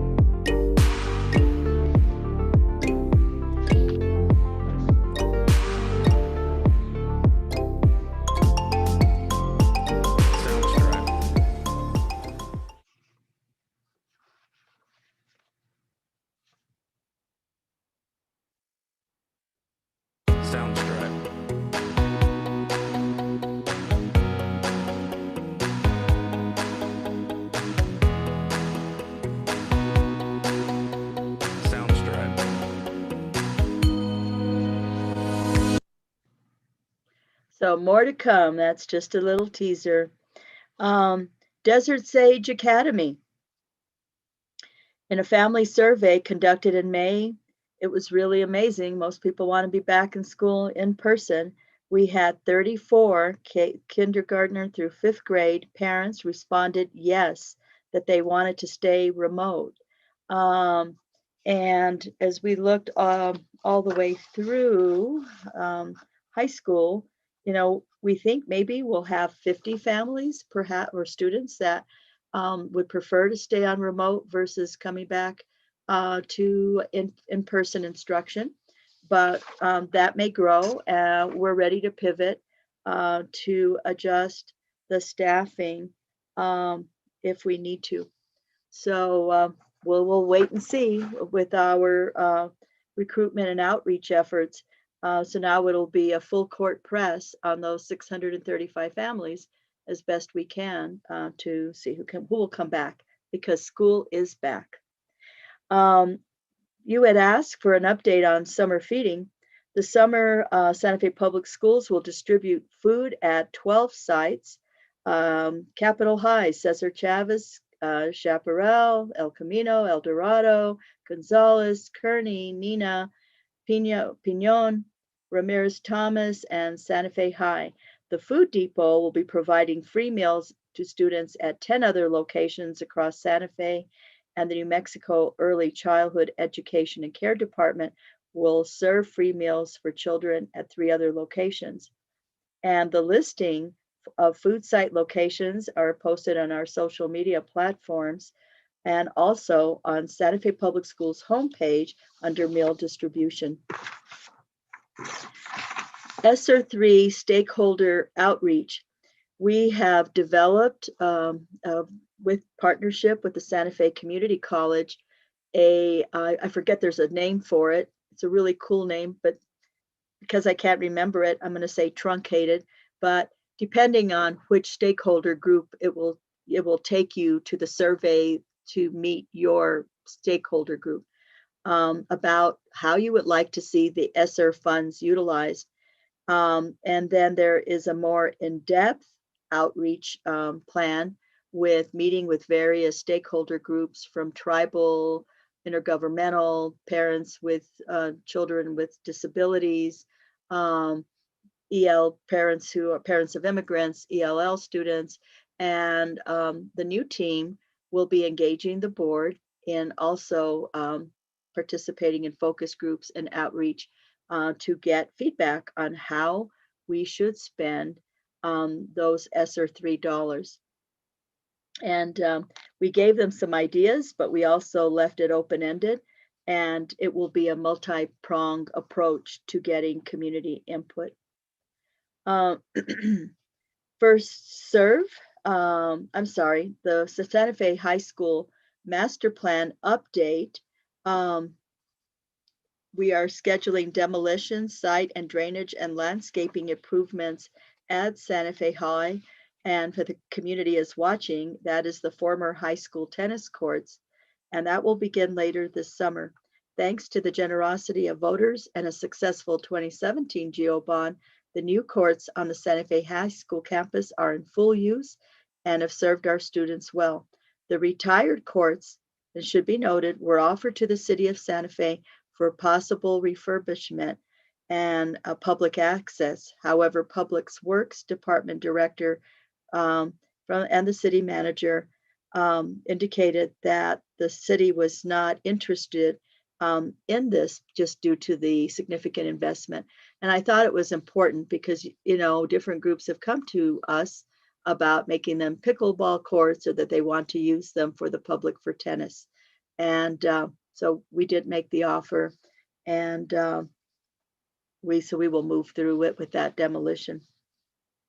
Just a heads up to our community and to the board that with parent permission, the Santa Fe Public Schools will be conducting BINEX now COVID-19 testing for our students, faculty, and staff beginning in August. And that is something that the Public Ed Department is providing test kits for on-site testing. Again, this you'll hear more about it from our nursing staff, but that will be coming. I was going to give you some strategic plan updates. And at this point, we've covered so much. I just want to hit a few points. I know that Larry and the team will give you an update in the fall, but I want to point out that initiative, Read First Santa Fe, where we wanted our students to be reading by 3rd grade. When we started it, we were at about 31% proficient for 3rd graders. We are now looking at more like 64% proficient in 3rd grade on this particular assessment that we used, which was the IMASA. Now, we know that if you can be reading by 3rd grade, the odds of being successful, the odds of graduating from high school go significantly up, right? And we know that what buys into that, builds into that is pre-K, giving kids a strong foundation. And we aimed at a 75% take-up rate, right, by 2023. We are currently at 50%. Now we have gotten more grants than most, and that's because of the quality of our pre-K program. Thank you, Ms. Singh. Thank you, Dr. Lomax. Thank you, Dr. Aswada. Because we have 5-star programs. Now we have less kids, but full day pre-K. But we're limited by the amount of funding. And I would say we're one of the top money getters. So pre-K, getting kids reading by 3rd grade are going to be big long-term game changers for the Santa Fe Public Schools. You've got to do this foundational work. Math is not where we want it to be, and it's not where we want it to be statewide, but it also isn't for Santa Fe Public Schools. And I would imagine that people were in the same boat, but we hadn't had a math adoption in 7 years. The prior math adoption, we've worked hard on alignment. We had different curricula by school, by classroom. How can you get traction and really be able to improve mathematics? And so, thanks to the hard work of Ms. Sink and her team and the IT team, we really have worked on alignment, on professional development, on standards-based instruction. We have come such a long way. And now this is the first year that we've been able to use some of our new materials. We piloted mid-school math, which is one of the few evidence-based math programs, which is going to be a game changer for high school. Lots of professional development, and you're going to see improvement in math. And so just like you hung with me on seeing where, graduation rates and reading, let's hang on this strategy on mathematics. I promise you're going to see some good outcomes. We've changed the culture. I think you've seen that through the video, recruitment and retention, and you guys were a big part of that. And Ms. Noble, you were really leading the charge of doing more around employee recognition and retention. Many of those strategies have been implemented and will continue to grow. Our community engagement, our partners have, doubled since we began. And, you'll get more detail on that. But thank you for working with us on approving that strategic plan and monitoring it.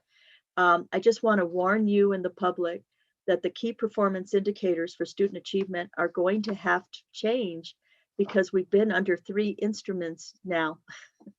And I'm so frustrated with that because, and Linda Sink and I talk about this all the time when we want to cry in our root beer, that, we didn't get to see the fruits of our labor because they changed the assessments and then they didn't test because of COVID. And we feel somewhat cheated by that, but hang tough and you're going to have new baseline data, but you're going to see, there's no way you're not going to see improvement. And then now with this additional support, you're going to see improvement. And I'm going to be watching silently on camera when they do the update on the strategic plan for you in the fall, and cheering you all on because it's a board, community, and full staff effort to hit those key performance indicators. And we've made tremendous progress in other areas because we also have student wellness, right? Emotional well-being, stewardship. Just got another shout out. We've had 5 years and we're ahead of the game. We're already doing the test work on this audit. Reconciliations have already been done. We've had nothing but unmodified opinions. And I have no doubt that we will do that again, bringing it in. And the same thing on our capital outlay, projects 100% completed on time, on budget. And again, it's teamwork and the board and our committees that we have, like the CRC, all of the audit committee, all of these groups working tirelessly on behalf of the district and bringing it home on that strategic plan. Personnel updates. We have some new principals to announce, and I'm so excited about that. Some more loose ends tied up. The collaboration with Mr. Chavez and the team. But I'm proud to announce that the new principal at Acequia Madre is Dr. de Meissonier. And if I had a little more time, I would just roll off my tongue. Are you here? There he is. Richard. He will be, has been a digital learning coach for us. He's provided bilingual coaching on digital integration in the classroom, working in close collaboration with the other digital learning coaches. He holds a doctorate in educational leadership from UNM, Go Lobos. He also has a master's in elementary ed and a master's in conference interpreting. Are you ready for this? Czech, Dutch, English, and a Bachelor's of Arts in Applied Linguistics, yeah, also in those same languages. So he is with us tonight. If you'd like to just say a couple of words. Sure. Thank you so much for the introduction. I'm really thrilled and humbled to have been elected principal of the Matadors, and I just cannot wait. I cannot wait to get started with working with the people, the parents, the teachers, the students, the community stakeholders. I'm really looking forward to that and help move the district forward through Acequia Madre. It's a great fit, and just want to say that there will be meet and greets. They'll be announced at a later date with the new principal and Mr. Chavez for family and staff, and so watch for those dates. I don't think he can be here tonight. He had a family emergency, actually a death in the family. Mr. Ryan, Josh Ryan, will be the incoming principal at ECO, and he's been associate and athletic director at Capitol High School since 2015. 2013 to 2015, he was assistant principal at Gonzales. He also served as a middle school athletic director. At Capitol, he established a positive, stimulating learning environment for students and an exciting educational focus setting for teachers and teaching techniques. He received a Master's of Ed Leadership and Policy from the University of Texas at Arlington, and a Bachelor's of Science in Special Ed, and a Bachelor's of Science in Secondary Ed from NMSU. And we're very excited for Josh Ryan. So, oh, there you are. You made it. Well, congratulations. Would you like to say a few words, Josh?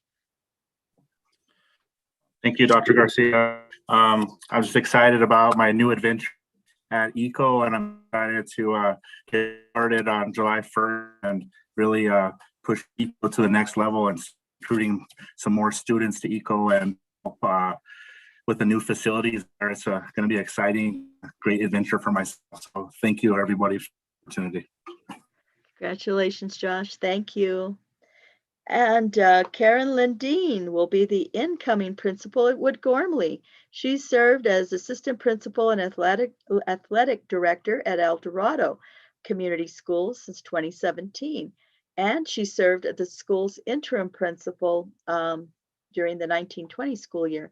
She has collaborated with the principal on daily school operations, curriculum, and discipline, implemented teacher observation evaluations, coached teachers in best practices, fostered positive and open communications with the community. And we're just super excited about her appointment. She holds a Bachelor's of Science in Biology from the University of Maryland, Salisbury State, a Master's of Education from the University of Maryland, College Park, and an Educational Specialist degree from UNM. Ms. Lindeen assumes the position following the retirement of Dr. Laura Jeffrey. There you are, Karen. Would you like to say a few words? Yes, thank you. I just want to very quickly say that when I first started with Santa Fe Public Schools 4 years ago, I went to my first district meeting. And at that meeting, Dr. Garcia, you had said at the end of the meeting, you said, "And I love you all." And I thought, I am in the right place. The superintendent just said that she loves all of us. And that continued, you guys, through the 4 years I've been here. And every time she says it, I think I really am like the kid in the class that's like, is she talking to me? She does. So I just hope that I could do the same for my community. And I'm honored and excited to take on this new adventure with Wood Gormley. A little bit about my experience with Wood Gormley is that both of my kids went there. So they started there in kindergarten and they had really a lovely experience. And then when I went to El Dorado, I took them with me because, it's easier if we're all together. But so I'm really excited to get back to Wood Gormley and work with educators that I know are so passionate about what they do. So thank you. I'm thrilled and I can't wait to get started. We're thrilled for you. And then we have today to announce our new deputy, if I'm going to get it right, let's see, the Deputy Chief Equity, Diversity, and Engagement Officer. Raquel, Ana Raquel Plaza, are you here? Nope. Okay. Well, she served as assistant principal at Sweeney Elementary School. And prior to that, she was a data and literacy coach at that school from 2009 to 2013. She was a third grade bilingual elementary teacher at Sweeney. She holds a Master's of Arts in Teaching from Aurora University in Aurora, Illinois, and a master's degrees in special language and literature and foreign language from the University of Salamanca, Spain. And the foreign language was English, by the way, when she was in Spain. And she's a national board certified teacher. Ms. Plaza assumes a position following the promotion of Crystal Ibarra as Chief Equity, Diversity, and Engagement Officer. So congratulations, Raquel Ana Plaza. And I think that's it for that part of our presentation. Oh, did I miss somebody? Oh, God, yes. Oh, my God, dear Justin. How could I do that to you? It's not in my notes. That's how I did it to you. But Justin, I know a lot about you. And, you know, Justin was in my Leadership Institute, and that's where I really got to know Justin and just really appreciate the salt of the earth that he is. He's been the inaugural assistant principal at Milagro Middle School. And Justin, can you fill in because I don't have my notes for you? Yes, ma'am. Yes, ma'am. I'm happy to. Thank you. So I'm Justin Hunter. I've been assistant principal in Milagro for the last 4 years since its inception as Milagro Middle School. I come to Santa Fe Public Schools with a background in elementary education and in middle school. I taught 7th grade math for quite a few years, found quite a bit of success with it. I actually ended up doing my dossier for my level 3 license. Well, I didn't have to do my dossier for my level 3 license. At the time, the PET department was granting a stay with doing a dossier if you could prove that your data for your students' growth was sufficient. And so I never actually had to do the dossier because I was just working so hard with my students. And so it was one of those things that it was a huge honor for me. And then when I was in elementary, I taught everything from 2nd to 5th grade. I did a 4-5 split and just come with a wealth of knowledge and background in elementary ed. And so very excited to get started. May I add one thing? He was actually Mark Ducharme's assistant principal as well, who he's actually replacing. Oh, that's right. Yeah. So that's why I said he was the inaugural assistant principal, because he's been there throughout at Milagro. Yeah. So he's following him, and salt of the earth, and you know, the Navajo community is just going to love him. So thank you, Justin. And my apologies, dear one. I appreciate you. Thank you. Okay.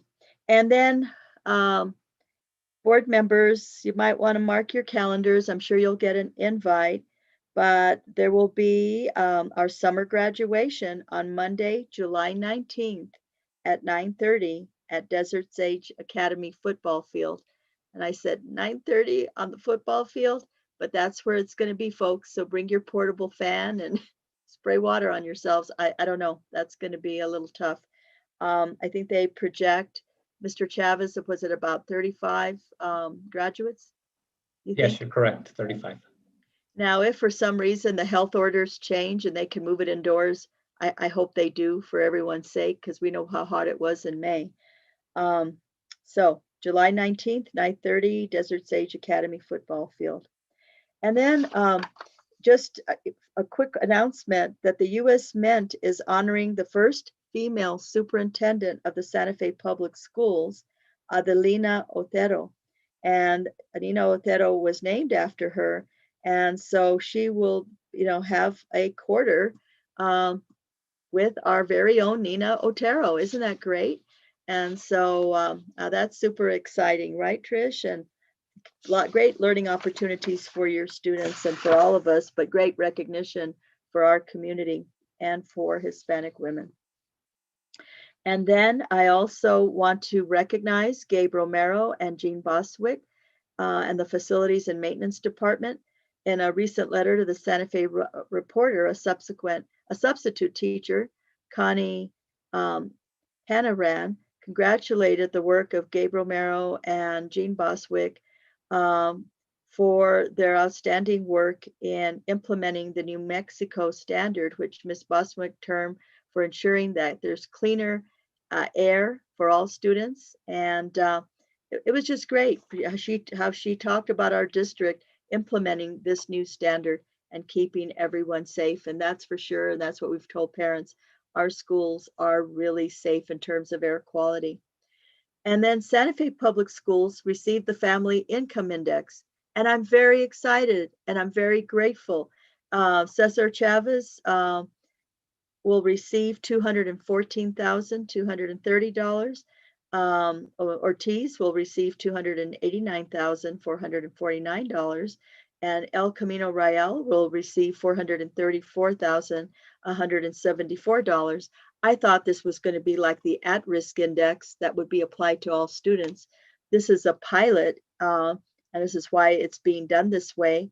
The money must be spent at least 1/3 on evidence-based structured literacy intervention to improve reading and writing achievement.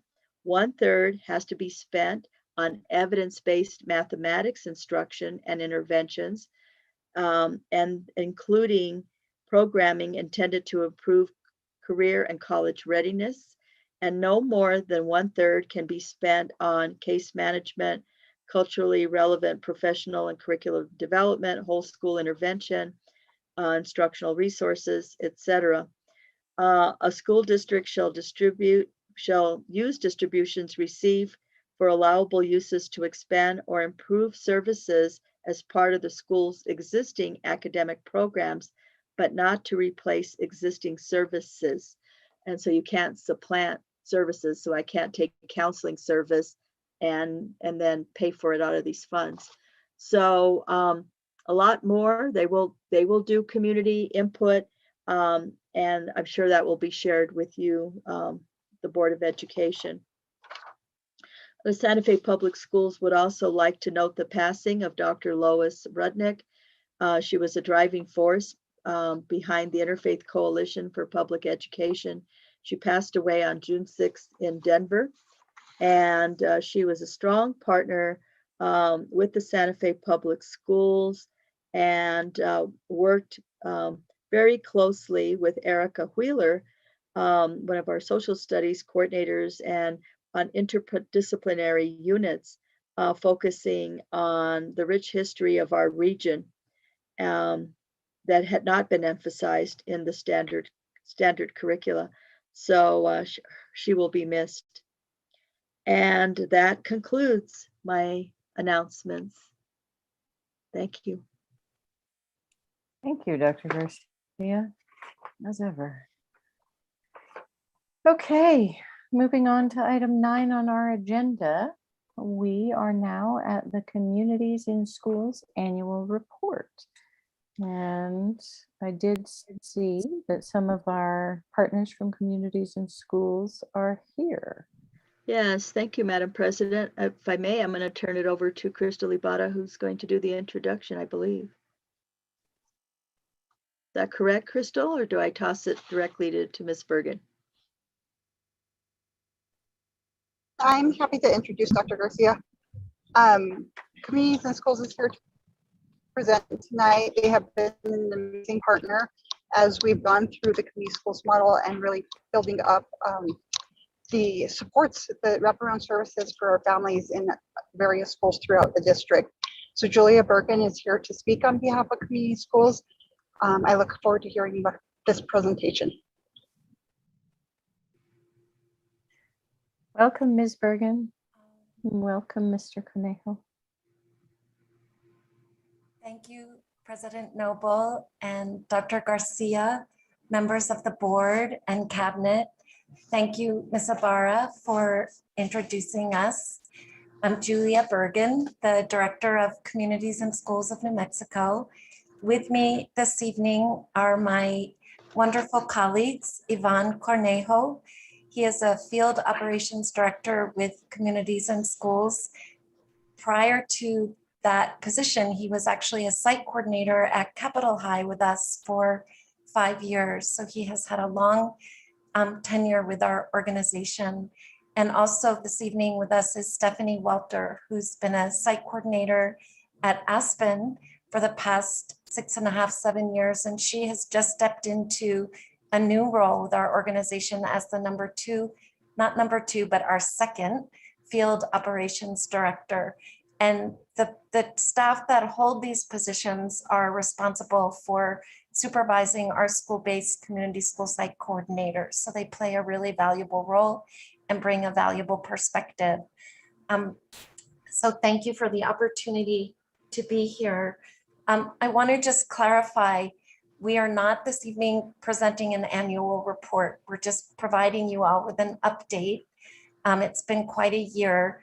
We, as you know, are an evidence-based organization, and we place a strong emphasis on collecting evidence as in data on our students and the work we do in support of students, tracking academics, behavior, and other really essential aspects of a child's overall well-being and their ability to step into school, engage, and learn. And we have just finished capturing that data from all of our coordinators, and our data director, Israel Garcia, will be pulling that all together into a more definitive report, which I look forward to providing to all of you probably in early September.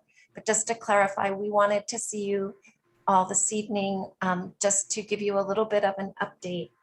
And as a reminder, Communities and Schools' mission is to surround students with a community of support, empowering children and youth to stay in school and achieve in life. We are a community school initiative, and as such, we emphasize supporting the whole child, the whole family, and the whole school, leading to overall greater equity and well-being for all. And Neil, I think it's you who's running this slide. Thank you. What an auspicious evening. I didn't quite know that, Dr. Garcia, this was your last board meeting. And I think I share on behalf of all of us from Communities and Schools, a depth of gratitude. And I'm always an emotional person, so forgive me. You've done so much for our community and so much for Communities and Schools, so thank you. I always get verklempt, so my apologies. It's been such an honor to work alongside you, Dr. Garcia, your exceptional principals, school leaders, assistant principals, teachers, counselors, as well as an amazing array of community partners and volunteers who our coordinators work with to create really robust, comprehensive school support plans that really are anchored in the identified needs from families and students and staff, and allow our staff to really step in and provide a lot of really essential support to ensure that more kids have a greater chance at success in school and in their lives. This has been an unprecedented year. We hear that all the time, but it cannot be understated. We've heard from a lot of our families and students and school staff and colleagues that they didn't believe that they could have made it through the year without the support of Communities and Schools. And I'm not saying that to sing our own praises, but our team showed up in just such a phenomenal way. At the moment that the governor shut down our state, our team pivoted, and the first thing we did was step out, and you can shift the slide here, really stepped up in response to a family strengths and needs assessment that we distributed to all of the families across the 10 schools at which we work, and very concerned for people's well-being, knowing that a lot of people were laid off or lost their jobs and would be facing a loss of income. And within that needs assessment, housing security, food security, were the two top really big concerns initially. And so we rallied and began a food distribution, working closely with one of our donors who had a commercial property he said that we could use. And we distributed on a weekly basis and delivered, and you can go to the next slide, delivered to, oops, that's not the one, but that's okay. Delivered, there it is, delivered to the homes of Santa Fe Public School students, bags of nutritious groceries so that families knew that they could feed their kids. And we particularly focused on those families who told us that they weren't in a position to easily get to some of the food banks and food like the Food Depot in our community. So we were by no means trying to duplicate. We just really wanted to be sure that no family went hungry. And simultaneously, we provided other kinds of awards to students who were showing up in distance learning. And in the next slide, it's an image of a pizza delivery. We worked with one of our community partners, Backroad Pizza, and they've donated hundreds of pizzas that we delivered over a couple of weeks to children and their families, just to say, hey, we're thinking of you. We know you're showing up and doing your best, and have a pizza party on us, and Backroad Pizza. And similarly, in the last slide, we had a gift card incentive that was sponsored by several of our business sponsors. And as you can see from this photo, here is Justin Salazar, one of our coordinators from El Camino Real, delivering the incentive card to a student. We were really concerned, as you all were, about the isolation that kids were experiencing. And we wanted them to know that they weren't alone, that we were thinking of them, that we were available to support them, whether it was by showing up in their classroom to support them, bringing them tutoring, or other ways. But we were just really wanting to be sure that kids and families knew that they weren't alone in the face of a very scary time. In the next slide, I share where we are in Santa Fe. And just as a reminder, we've been working the last couple of years in 10 schools in the Santa Fe Public School District. We're really excited that this new school year coming up will be returning to Cesar Chavez Elementary School. Our schools are also identified as community schools, and we enact our own model, but also in alignment with the 4 pillars for a community school that the Santa Fe Public Schools acknowledged with your own resolution that Santa Fe Public Schools is now a community school district, which was very meaningful to communities and schools on our team. And I really extend a deep gratitude to you, Dr. Garcia, and President Noble, as well as Board Member Gonzalez, because you all understand the necessity for this kind of broader, deeper support for children and families. If our kids come to school hungry, haven't had a good night's sleep, they're not going to be able to step into their classroom and engage and learn and be successful. So many thanks to the district for your support of our work, and we're excited to continue expanding. As was mentioned earlier, Nina Otero School and Milagro Schools both received a New Mexico Public Education Department planning grant, which is the first step in receiving funding to pay for 3 years of a community school coordinator. And at Nina Otero School, Communities and Schools currently has 2 full-time coordinators. And at Milagro, we have 1 full-time coordinator. We're very excited to work with Ms. Ibarra and the principals at those 2 schools during this planning grant period to ensure that we're braiding the work of communities in schools that has been enacted over these years with the new vision that the principals and their team are bringing that will really fortify and build much stronger community school strategies. So we're grateful for that partnership with the principals at those 2 schools and the principals at all of the schools at which we work. In the next slide, I just wanted to show you the happy faces of our program team and our coordinators.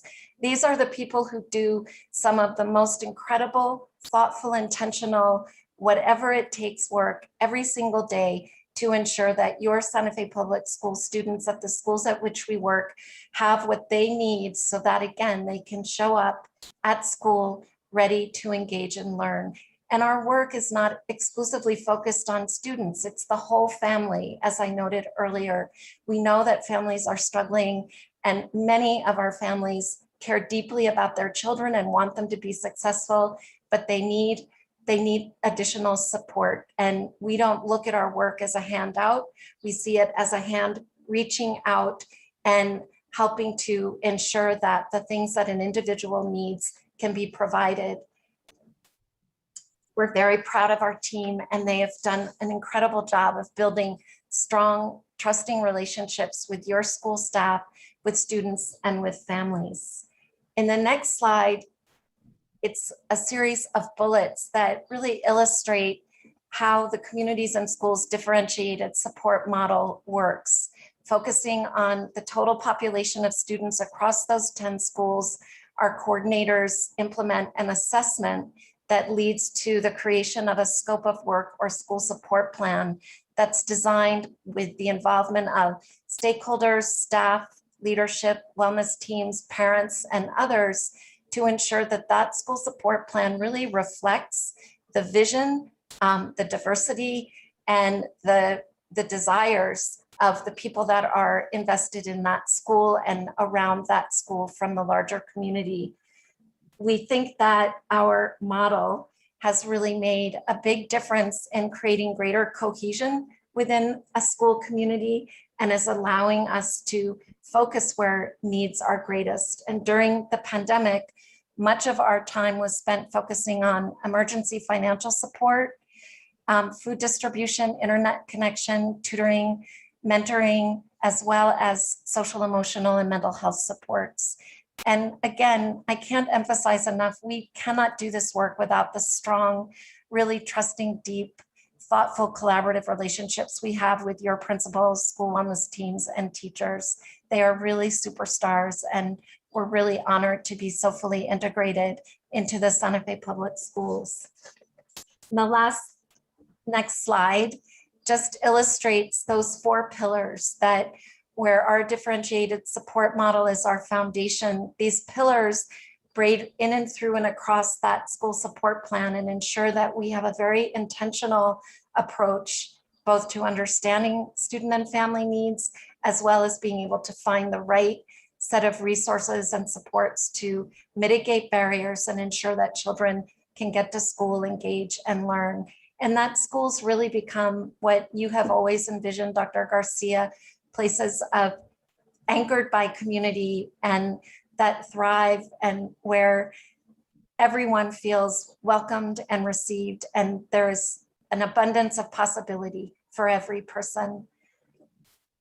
Integrated student supports, expanded learning and opportunity, active family and community engagement, and collaborative leadership and practice are the pillars that we have aligned our work with, that is also in alignment with the district's community school vision, as well as the New Mexico Public Education Department's vision. And I think it's really important that we've arrived at this moment where we have this level of cohesiveness that may well lead to greater recognition for the inequity that has existed in our public schools for so long, which clearly came out during the Martinez-Yazzie case, about which you, Dr. Garcia, were so valuable and integral a part. And I think that everyone within that work has acknowledged that community schools can really play a powerful part in turning our schools around and creating greater equity.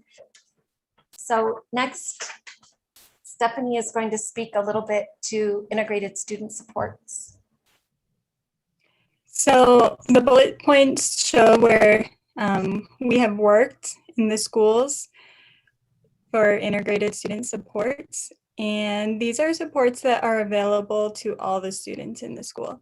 And they help fulfill critical need of food, clothing, internet, assistance with housing, and bills. And then Yvonne is going to talk about the next slide.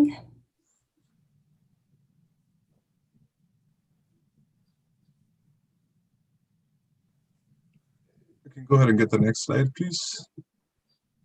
There we go. So in regards to active family and community engagement, The social, emotional, and mental well-being of our families definitely became a priority to us. Fortifying those family relationships that were already established allowed for our site coordinators to work in solidarity with the families to mitigate the challenges faced in different areas. Community engagement was definitely also crucial, working with various community partners, as well as the city, the county, and the New Mexico Department of Health. If I can have you switch to the next slide, please. We got to add that we were able to continue with our enrichment and life skills opportunities with the support from our community partners, who also launched their virtual programming. We wouldn't be able to continue without them. We are also excited to share that despite of the pandemic, CIS, in collaboration with Future Focus New Mexico, were able to launch an internship program for CIS alumni students this semester. So, next slide, please. Stephanie. So in the pillar of collaborative leadership and practice this year, throughout the school closure, we were able to work, to continue work with our community partners, stakeholders, and parents. And we're so grateful for SFPS admin and teachers that allowed the site coordinators to continue working with the kids in the Google Classroom, doing check-ins, small groups, lunch groups, and all of that. And as Julia mentioned, we make sure that our school support plans are in line with each school's 90-day plan. So we're all working towards similar goals. And the next slide.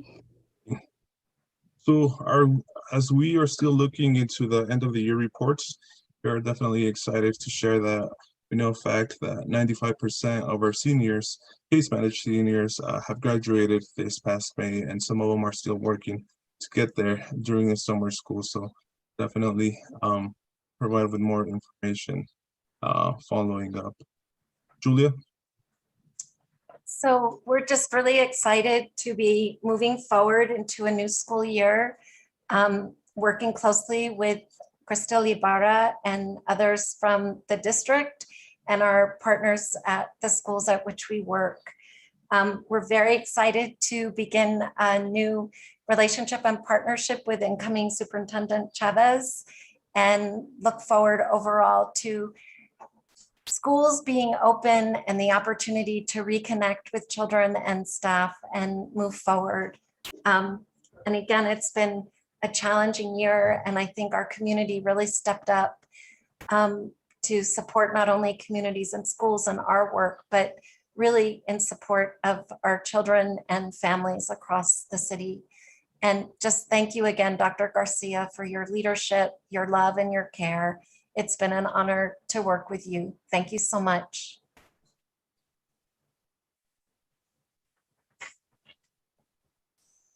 Thank you.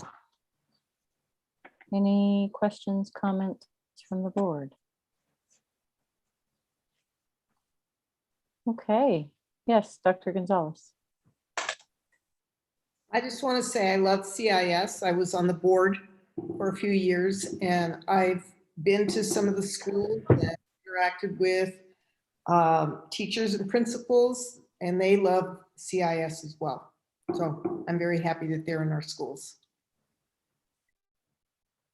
Thank you. And thank you all for all you do for kids and families in our district. It's really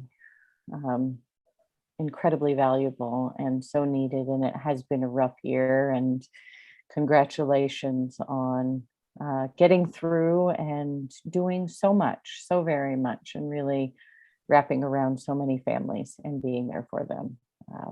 It's just incredible. And this community is amazing, as you reflected in your presentation. So thank you for being here. Thank you, President Noble. Okay, moving on to our action items. We'll start with the consent agenda. Anything to pull off and consider separately? Otherwise, is there a motion? Can we see it? Alma, would you show the consent agenda, or whomever's running the slides? Maybe Dr. Neil Weaver. I don't know who's running slides tonight, but it would be great to see the 9 enumerated items of the consent agenda. I think it's Alma, but Madam President. I'm here, sorry.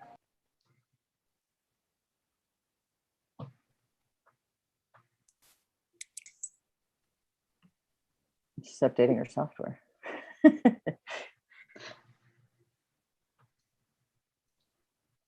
So I think the documents are also on your, like when you click on your appointment, they should be there too.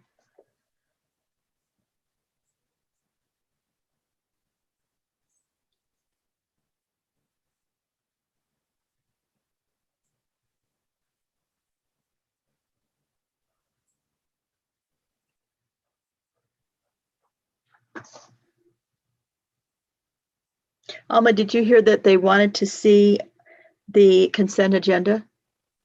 I can do it. I did, Dr. Garcia. I'm sorry, I'm getting them on right now. It was just running a bit slow. It's all right, I have it in reverse order there. Oh, that is, they are in reverse order, but yeah, so 9, 8, 7, 6, 5, 4, 3, 2, 1. If you click on the top, President Noble, it'll give it to you in order. Oh, look at that magic.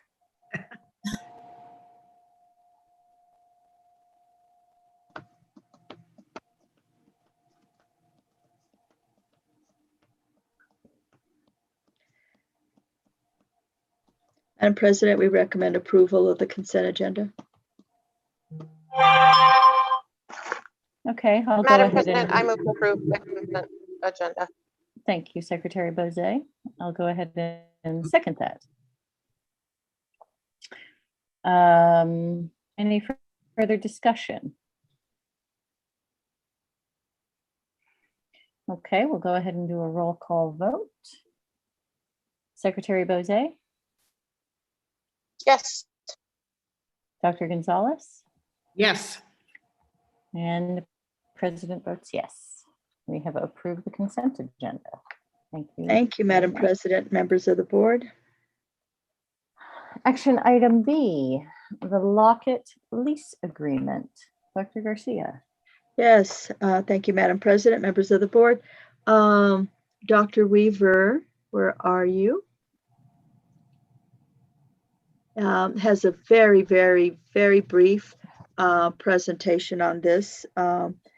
We did go more in depth on this topic during executive, if you recall. All right, go ahead, take it away, Dr. Weaver. Good evening, Board President Noble, members of the board, Superintendent Garcia. I'm excited to share with you a little bit of information about the next step in ensuring every Santa Fe student has sufficient connection to the internet from home. I'm sorry, I'm having a hard time advancing. There we go. You will remember that this information was gained from an Anaev Kosin and Chan Zuckerberg study that we conducted. Dr. Ryan did a great job of leading this, and we were really looking at 3 performance categories: network, performance, video quality, and screencast quality. In the months of October and November of 2020, we had over 2.5 million data points. And what we were able to see is that while every student was able to connect, we have a real sufficiency of connection issue within Santa Fe. And what I'd like to do is just tell you a little bit about what we did to close the connectivity gap during the pandemic. One of the first things that we did was ordered cellular hotspots, as did every other district in the nation, it seemed. And they were slow to come in, but we got them into students' hands. We also did a great deal of communication to help our students and families understand what programs the local ISPs had to offer in providing broadband that was discounted. We tuned the Wi-Fi within our buildings and added parking lot Wi-Fi to 16 sites within our district, worked with local businesses, developed city partnerships, and had our district partnerships, as you heard communities and schools talk about, helping out with cellular hotspots, and partners in education as well. I want to mention the ENIVE connectivity study again. That is something that we'll use that first piece of the study as our baseline, and then we'll continue to work with ENIVE. We have data at this point that few districts in the nation have. We were one of the first 10 school districts in the nation to be able to see the actual throughput that our students were able to see. And we'll continue that work with ENIVE. Two things that we're really going to lean on this next coming year. The first is the Emergency Connectivity Fund. This is funding created by Federal Communication Commission, $7.17 billion. And it is essentially to provide devices, learning devices to students. It can be for Chromebooks, iPads, it can be for home internet routers. It can also be for teacher laptops up to $400 and cellular hotspots up to $250. This funding is set aside for purchases after July 1st of 2021. And if there is any money left over, we might be able to apply to use it for purchases that we have previously made as a result of the pandemic. The second big funding source is Emergency Broadband Benefit, also by the Federal Communication Commission, $3.2 billion, and it provides up to $50 or $75, just depending on a few factors, per month for broadband connectivity for our students who qualify. I put a few ways, and there are more, that students can qualify. If they receive free or reduced lunch, or go to a school that is 100% free and reduced, if they meet certain income standards, if they receive government aid programs or have access to tribal programs. This funding will be set to $50 to $75 per month, will be set aside until 1 year after the pandemic ends. And the last thing that I'll talk about, which is specifically what I was asked to speak about tonight, is the Lock-It program. We'll be able to tap into the ECF funds and the EBB, Emergency Connectivity Funds, and Emergency Broadband Benefit, to help a program that would like to expand its role in New Mexico called Lock-It. Lock-It has a core mission of providing free Wi-Fi to every resident. That Wi-Fi is measured at 30 megs per second. And the great thing is that students have the ability, families I should say, have the ability to upgrade that connection to either 50 megs for $6.95, which is incredibly cheap, or even 100 megs for $35.95. The Lock-It is an approved emergency broadband benefit provider. And really what they're doing is providing the same technology we use in our homes to connect to Wi-Fi. The lease agreement that you will speak of is really to use roof space on our schools to provide line of sight antennas, which will then connect to a little receiver. So if you look at the top right of the screen, that's the receiver that would hook to a house, and then that connects to a router on the inside of the house. If we go back to the left and look at the antenna on the left, the entire boom is 6 feet tall, and no more than 3 feet sticks up above the roof line. So they're very minimally invasive. We piloted with Lock-It, and they were able to provide free Wi-Fi for 58 residents in Santa Fe in a mobile home park, and would like to expand their services to more of our community. and I'll stand for any questions. Oh, I'm sorry. The last thing that I would really like to mention is that, again, Locket's mission is to bring internet free as a utility to our city. The other thing that is a great benefit from the service that they provide is that they actually create jobs within Santa Fe. So they will put together a business within Santa Fe, hire locals to run the services that they provide and to reach out to students and help students understand how they can get the free Wi-Fi. Thank you so much, Dr. Absolutely. Weaver. Really appreciate it. Questions from the board?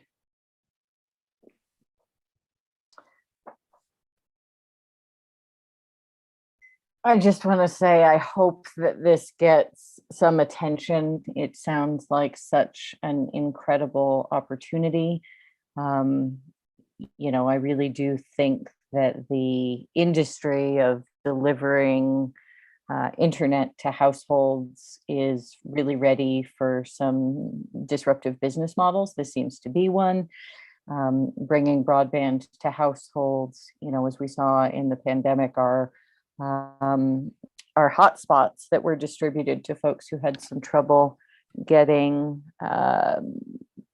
internet connectivity were being used by the whole household. It is a utility. We need to think of it that way. It's absolutely a necessary utility, and this seems like a really innovative partnership.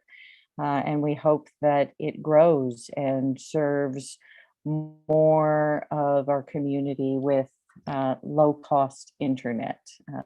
So we're very happy that this is coming forward. So I will go ahead and move approval of the Lockett lease agreement. I'll second that. I will second that. Thank you. Dr. Gonzalez got there first, partly because Secretary Bozay has, you know, internet delays almost always. Super slow internet. Okay, we'll go ahead and do a roll call vote. Secretary Bozay, Yes. Dr. Gonzalez, Yes. and the president votes yes. Thanks again, Dr. Neil Weaver. Appreciate it. Thank you. Thank you, Madam President, members of the board. Thank you. Next, we have item C, the National Education Association Santa Fe fiscal year 2021-2022 collective bargaining agreement. Mr. Garcia. Yes, again, thank you, Madam President, members of the board. Our Deputy Superintendent, Linda Sink, is here to present this item. Ms. Grace Mayer was unable to be here this evening, but has communicated with us via you that they ratified the agreement. Ms. Sink will do the high-level highlights, I think. Yes, good evening, President Noble, members of the board, and Dr. Garcia. Also, I'd like to go over a few items from the NEA and Santa Fe Public Schools negotiated agreement. I'll just make it very brief. The first one, as you know, under compensation was the district. And again, before I start stating these points, I just want to remind you that we bring this to you, although it is the agreement, it also needs to be approved by you. So I'm just listing a few general items for this agreement. The district pays the employees an increase in the health and premium of approximately $400,000, that there will be a $2,000 retention payment for employees in the NEA Santa Fe bargaining unit who return the 21-22 school year, will be paid out in September. We've also agreed on a 1.5% pay raise for all employees, the NEA Santa Fe bargaining unit. We also agreed to 1 year of 10 extra days representing the extended school year program for representative employees, especially in the teacher and EA's salary schedule. But the others will be also doing, many of them most of the days. Some of them are not quite the 10 days, but in the teacher salary schedule, which includes the EAs, the counselors, et cetera, will be on those 10 extra days. We also negotiated just a few stipends this year. Any teacher assigned to a combination elementary grade levels, K through 6, will receive $2,000. We also agreed to a stipend for hard to fill special programs such as medically fragile, positive behavior, life skills, autism. Special education teachers will receive $2,000 stipend. And there will be, for the first time, a lead nurse stipend. Up to 4 will be received, and they'll receive $1,000 stipend. The last thing that we went over was the lunch and planning time. And basically all that means is that we were ensuring that the teachers would have a planning hour for those half days of instructions on Fridays in the elementary schools. Before I guess turn it back over to Dr. Garcia and the board, I would like to thank our NEA president, Grace Mayer, for our collaborative partnership as we worked many hours to negotiate for employees of Santa Fe Public Schools these past 5 years. I truly admire Ms. Meyer's tenacity, her wit, and her support she provides all Santa Fe staff. I also want to thank the associate superintendents I worked with on the team, Vanessa Romero and Larry Chavez.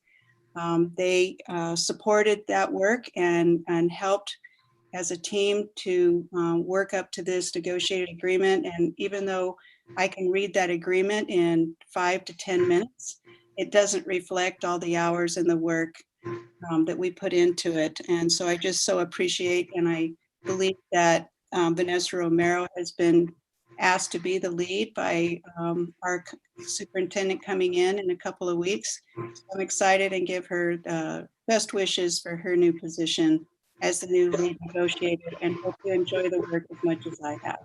So thank you to the board and to Dr. Garcia. Thank you, Ms. Sink. Madam President, if I may, I purposely, Linda said what Ms. Sink said when I hired her that I didn't tell her that I wanted her to do this, but it was very evident that she had the right temperament and made all the difference in the world. And I just want to thank you very much for your leadership and the various negotiation teams that you've worked with and working with me. And it's just been amazing. And again, to Ms. Mayer, she's a strong advocate, and you are absolutely right. She has great ideas and also a very good sense of humor. You're absolutely, and her wit. You are absolutely right. But thank you, Ms. Sink and the team. And they are in very good hands, I believe, moving forward to continue this collegial relationship. Yes. Thank you. Thank you very much, Ms. Sink. It's been a lot of great work. Any questions from the board? No, I move approval of the NEA negotiated agreement. Thank you, Dr. Gonzalez. I'll go ahead and second. And we'll do a roll call vote. Secretary Bozay. Yes. Dr. Gonzalez. Yes. And the president votes yes. Thank you very much. We have an approved agreement by both the NEA and the Board of Santa Fe Public Schools Education. And Madam President, if I may, I believe that when we valued the increase that the district is picking up, because the board this has been a priority for you on the insurance, it's valued at about a 0.5% raise. And so if this wasn't there, then their 1.5% raise would have been like a 1% raise, right? And because you've done it, then their net is actually a 2% raise. And so I think it's important that our employees recognize that. And it's because of you making that a priority. So all of the employees benefit from your policy decision in that regard. Thank you very much for bringing that up. I think that is important to recognize. And there are many things that have become standard for good reasons, and that's one of them, but we shouldn't take it for granted. And, you know, it's one of those things you learn in life that when you start to take good things for granted, then sometimes they go away. And so we appreciate that the board has been very consistent in doing that. And thank you for pointing that out, because it is important, and it really is a 0.5% that doesn't come out of our staff members' pockets. And, you know, it's been great. When I got on it was the practice to continue to pick up that increase annually, and we have continued that for all these 5 budgets that I have been a part of. And again, I want to thank all of my fellow board members, past and present, for that. So, okay, moving on to our next action item, a request regarding liquor license sought by a restaurant near Milagro Middle School. Dr. Garcia. Yes, thank you, Madam President, members of the board. I'd like to ask our General Counsel, Josh Granata, to present this item. Good evening, Madam President, board members, Dr. Garcia. The agenda item before you tonight is in regard to a liquor license sought by a restaurant which is near Milagro Middle School. The restaurant goes by the name of Lou, and they are seeking a beer and wine liquor license for their fine dining restaurant. New Mexico state law prohibits the granting of a liquor license if an establishment is within 300 feet of a school. And this restaurant is within 300 feet of Milagro. However, New Mexico regulation and licensing will consider granting a liquor license if the city of Santa Fe grants a waiver. During this application process, the city reached out through the applicant to our office to basically determine what the board's position is with respect to this liquor license. And so basically tonight we're seeking your position with respect to this liquor license. As I said before, state law prohibits the granting of the liquor license unless a waiver is granted. And so the city is essentially wanting to know your position. I suppose that's kind of really it. It's kind of cut and dry. If you have any questions, I can answer any questions for you. So we can go forward. Do we know the location? Yes. So the location is 1722 St. Michael's Drive, and if it's on Llano Street, kind of diagonal from the school. If you're familiar with Mucho's sandwich shop, it's around that area. And I've asked our operations department to look into the measurements to see if it's within 300 feet, and it is within 300 feet. And essentially that's why the city reached out to us, because it is within 300 feet. And I think the city would feel more comfortable, making the decision once the board gets to weigh in on this application. And so it's a fine dining restaurant. The liquor license they're seeking is for beer and wine on premise. And that's kind of really it. I guess what I can tell you is that the board does have a policy with respect to special event liquor licenses. And the board basically takes the position of not opposing those, but it's a little bit different for a special liquor license. It's usually a one-day event, and this is for a permanent license. And so the district doesn't have the authority to speak on behalf of the board. And so that's why this matter is brought before you. It's a permanent liquor license. And so the city would like to know your position. And so I guess there are a number of things you can do. You can oppose the granting of the waiver for the liquor license. You can support the granting of the waiver, or you can even take no position and just essentially leave it up to the city. And so that's really what's before you tonight, Madam President, board members.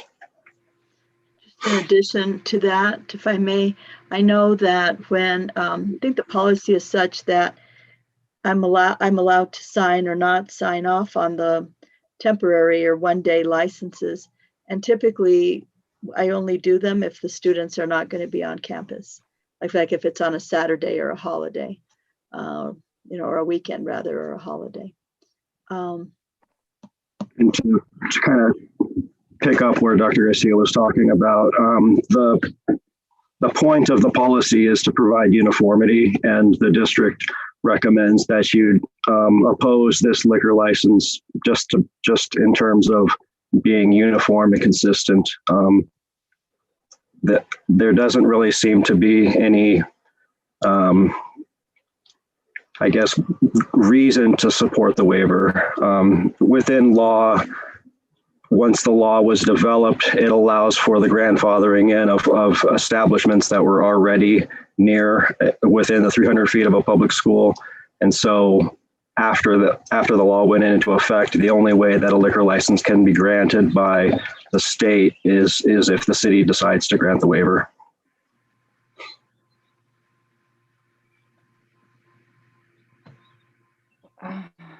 Questions, comments from other board members? Madam President, members of the board, Dr. Garcia, I do have two questions, and I think maybe Mr. Granata touched on one of them, but I guess I was wondering if there are any other restaurants, businesses in that vicinity that are serving alcohol already, and or if there are any waivers that we've approved in the past, but it sounds like maybe that has not happened. I just wanted clarification on that.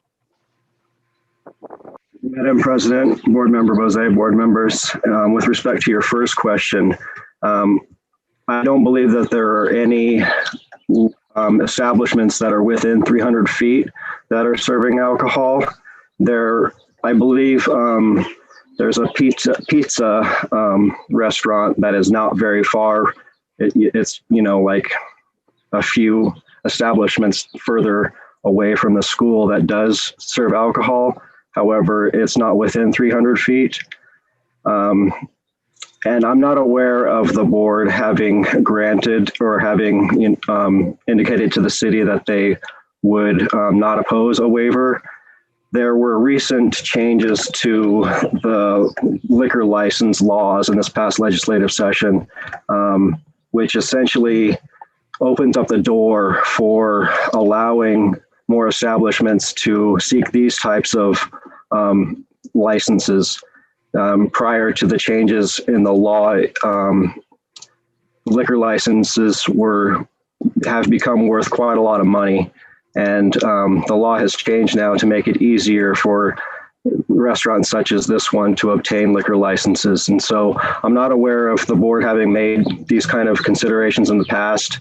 And that's largely why I wanted to bring it to the board's attention. And also just to bring to the board's attention the fact that this could, open the door for further liquor license, for other establishments to seek liquor licenses that are, within 300 feet of school, if there are more liquor licenses that are available throughout the state. And so that's why we recommend to oppose this. It's really up to the board in terms of what direction they would like to take, however. Madam President, Yes, Dr. Gonzalez. So, Mr. Granada, if we oppose it and the city decides, the city can still decide to honor that request? Madam President, Board Member Gonzalez, board members, that's correct. Essentially, the city is taking into account the board's position with respect to this liquor license. It's kind of like taking public comment. I don't think that the city is going to completely ignore what the board has to say. And I attended a hearing in which the applicant, was able to discuss her application, and from what I could gather from that hearing, the city really wanted to take into account the board's perspective.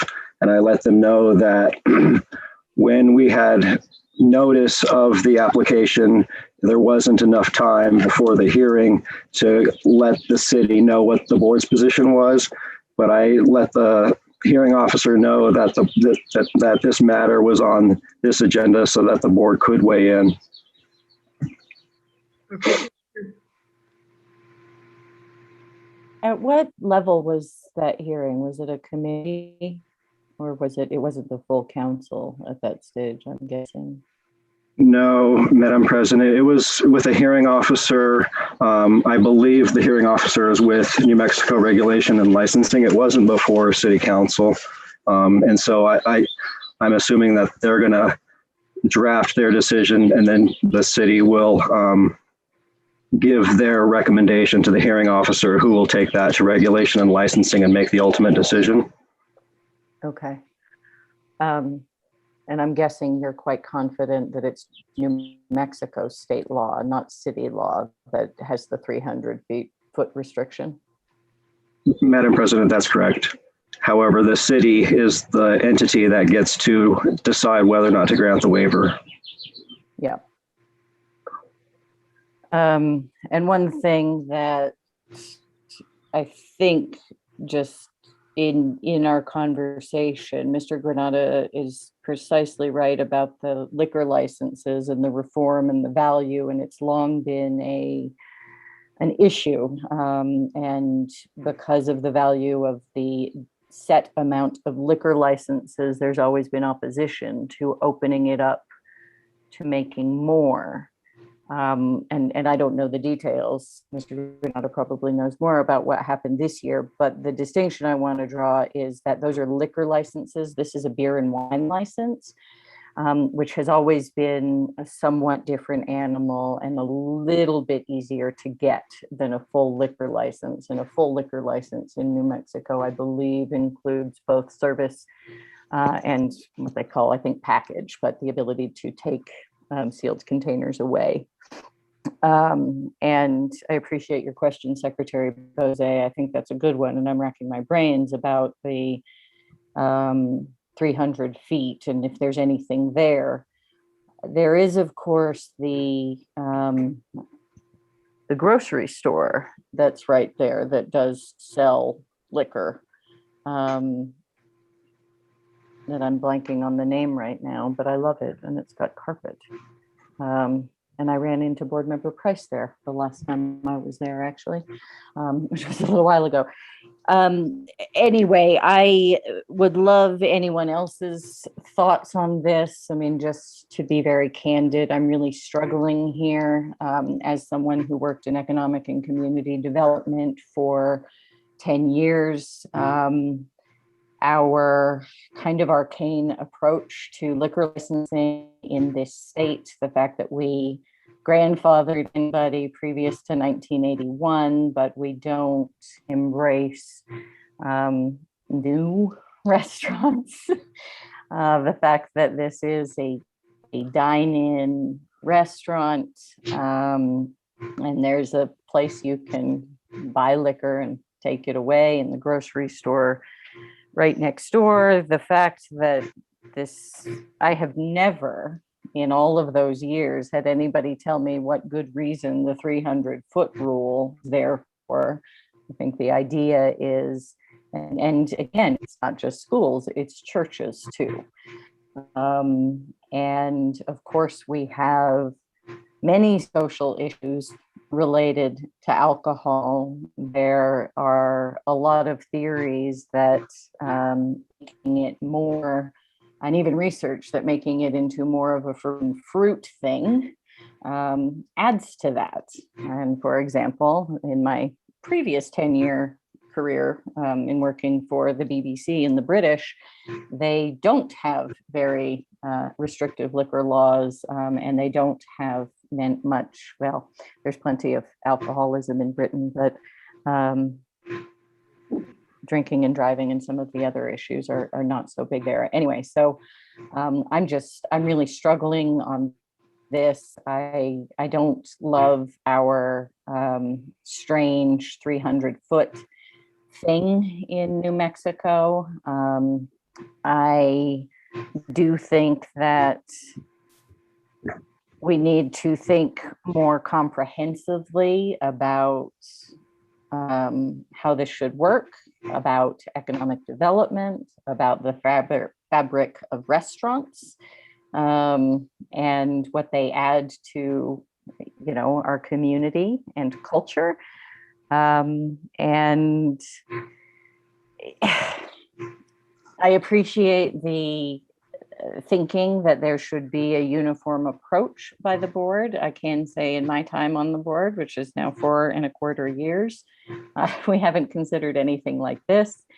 I don't know, I don't want to in any way throw stones at the city, but it's an interesting punt to ask what the board thinks before weighing in.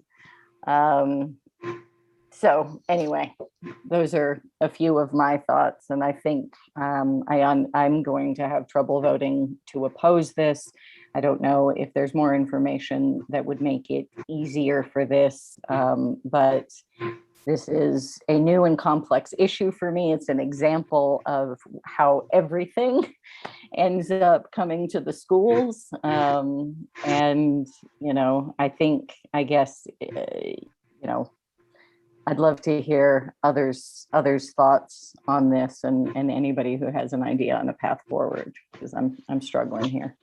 Madam President, I have a question for Josh. What's the timeline for making that decision? Madam President, board members, Dr. Garcia, excuse me, I really don't know what the timeline is. It seems to be moving fairly quickly. There are certain timelines in which once the applicant has submitted their application that the hearing officer must make their decision. And so I think sooner rather than later is the answer, Dr. Garcia. I guess my concern is that, the way that it came, it wasn't like a policy with the first and second read where our families and it from Milagro would have an opportunity to weigh in or not, like if this is on the agenda, they know it's at Milagro, people know you're taking action on it. I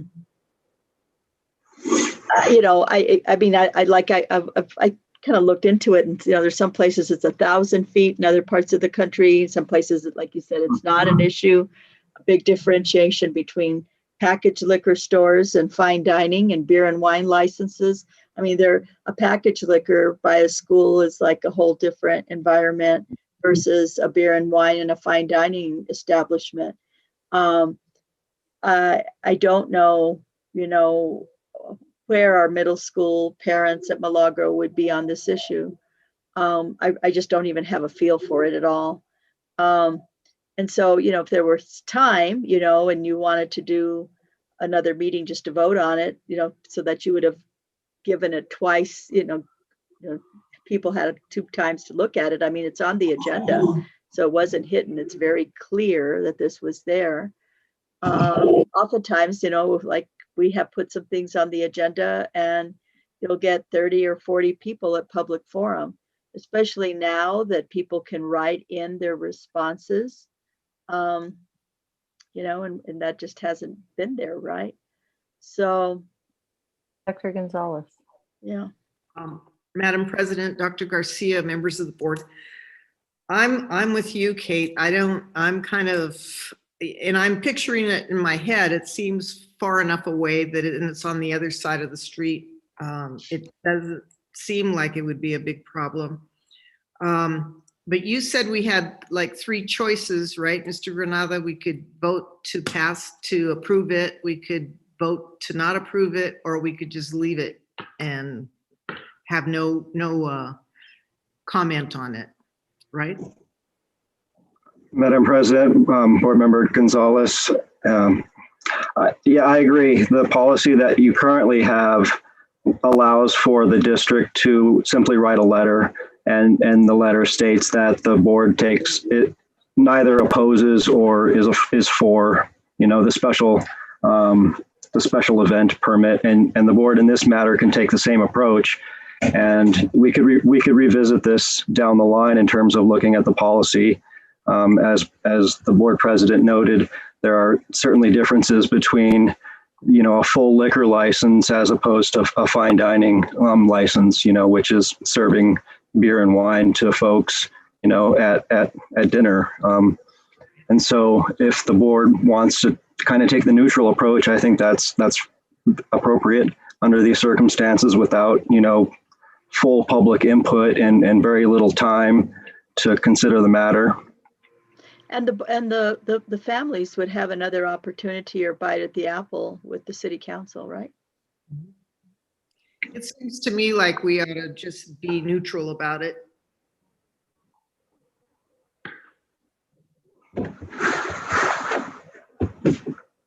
Madam President, I also feel a little bit mixed about this for the issues, for the same reasons that you brought up.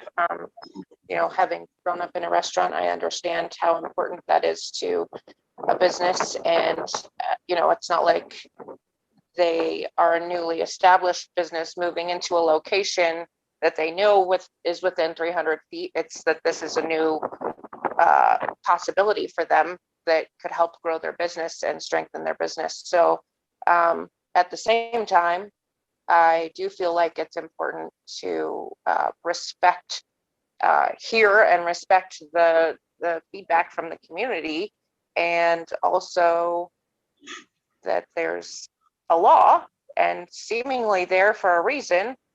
We vote on things all the time that we don't necessarily agree with to be in adherence with the law. So I feel a little bit torn about both sides of that. And so if we can't, if we can't as a board wait and discuss this again in August, not to mention the fact that we don't have a full board here tonight, and so that also feels important to me. But if we can't wait until August when the rest of the board is here and when we can have feedback from the Milagro community, then my preference, I guess, would be to take a neutral approach because it's too weird otherwise.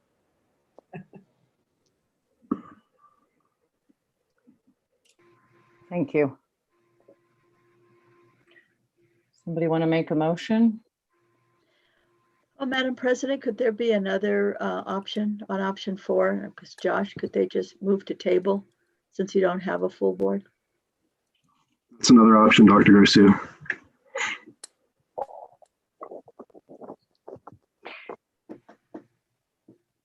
I think that would be my preference. I think it's fine would like to too. make a motion that we table. I'll second that. Okay, great. Thank you. I appreciate that. I mean, this restaurant faces an uphill battle at the state, no question about it. And, you know, the other thing, just to say for the record, I have spent a lot of years on my life working on revitalization and walkability of the St. Michael's corridor. What you want is fine dining and places that people will go. And anyway, it's complicated, but I appreciate the thoughtful discussion. Dr. Garcia, your guidance as ever is great. And Mr. Granada, your thorough understanding of the issues is much appreciated. So if there's no further discussion, we'll go ahead with a roll call vote on the motion to table this item. Secretary Bozay. Yes. Dr. Gonzalez, Yes. and the president also votes yes. Thank you very much. Thank you. Thank you, Madam President, members of the board. Item 11 on board discussion and possible action. We have our fiscal year 2021 and 2022 board member committee representatives. I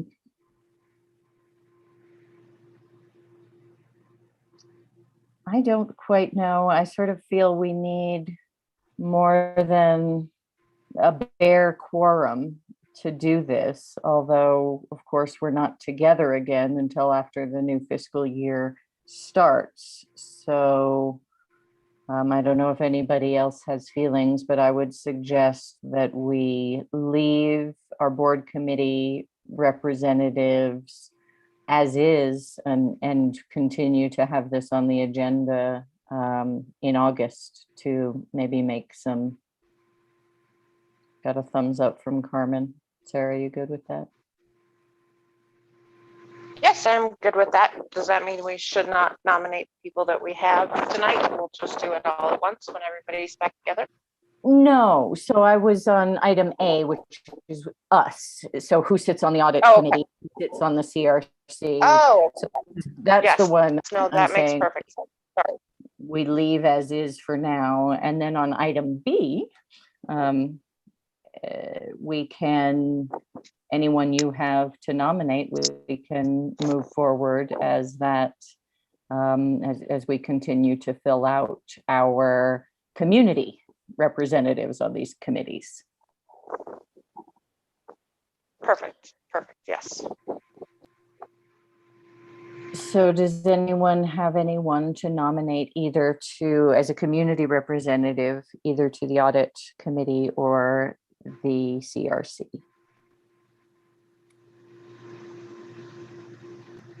Dr. Gonzalez. I have, and I can't remember her name right now, but Jody, who's been on the CRC, has agreed to continue. Jody Wheeler. Yes, thank you. And Rod has decided he wants to step down, but I'm looking for a replacement for him. And this is the CRC. Great. And Secretary Bose? Yes, I also have some nominees. For the audit committee, I would like to nominate Cynthia Sandoval. And for the CRC, my current nominee representative, John Morrison, is willing to continue. And I have a new nominee to replace Cliff Reeds, who stepped down after 5 years, and we very much appreciate his service. And my nominee for the CRC is Sasha Gunn Anderson.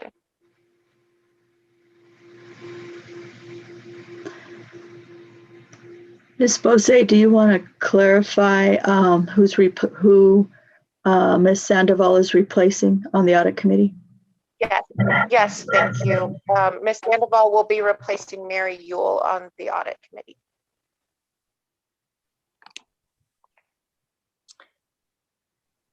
Okay.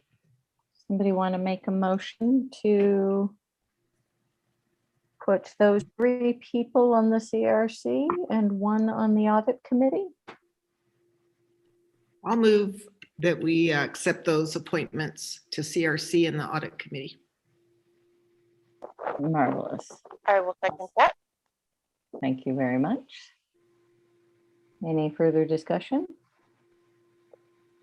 We'll do a roll call vote. Secretary Bose? Yes. Dr. Gonzalez? Yes. And the president also votes yes. We have continued to fill out our committees. Thank you very much. Anything else for, well, a future board discussion, possible action in like 6 weeks. Madam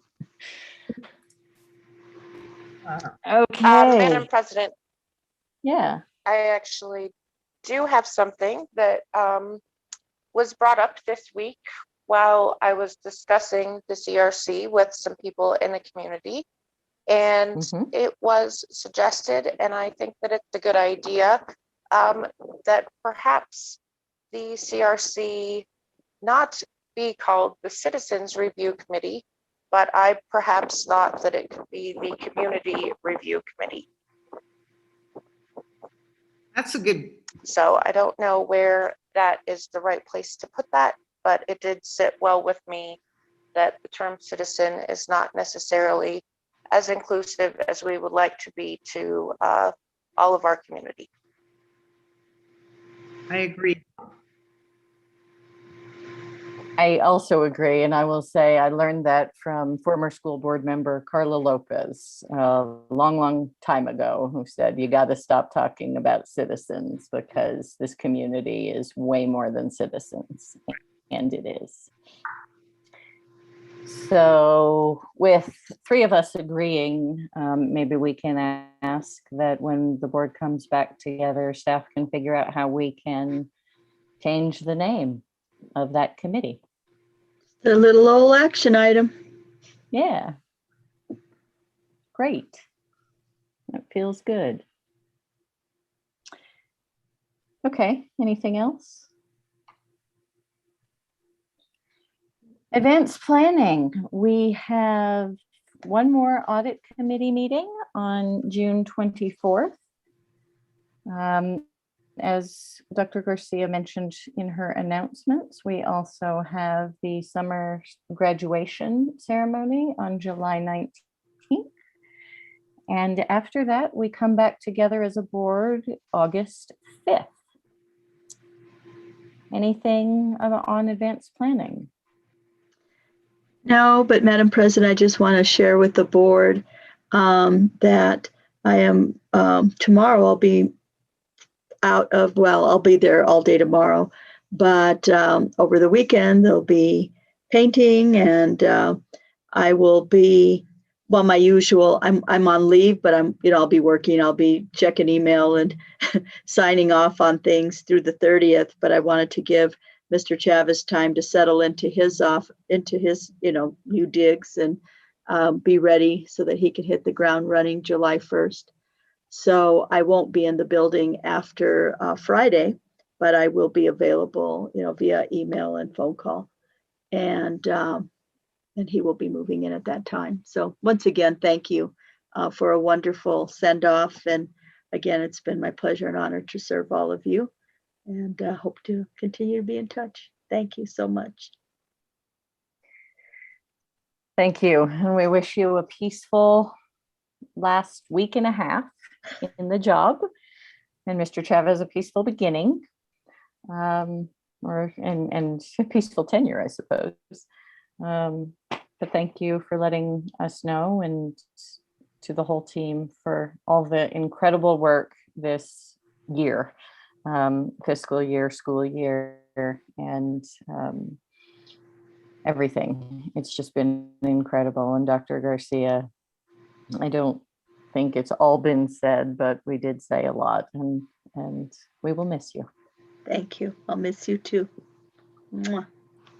Mwah. All right. With that, we are adjourned, and we'll all be in touch soon. Happy summer.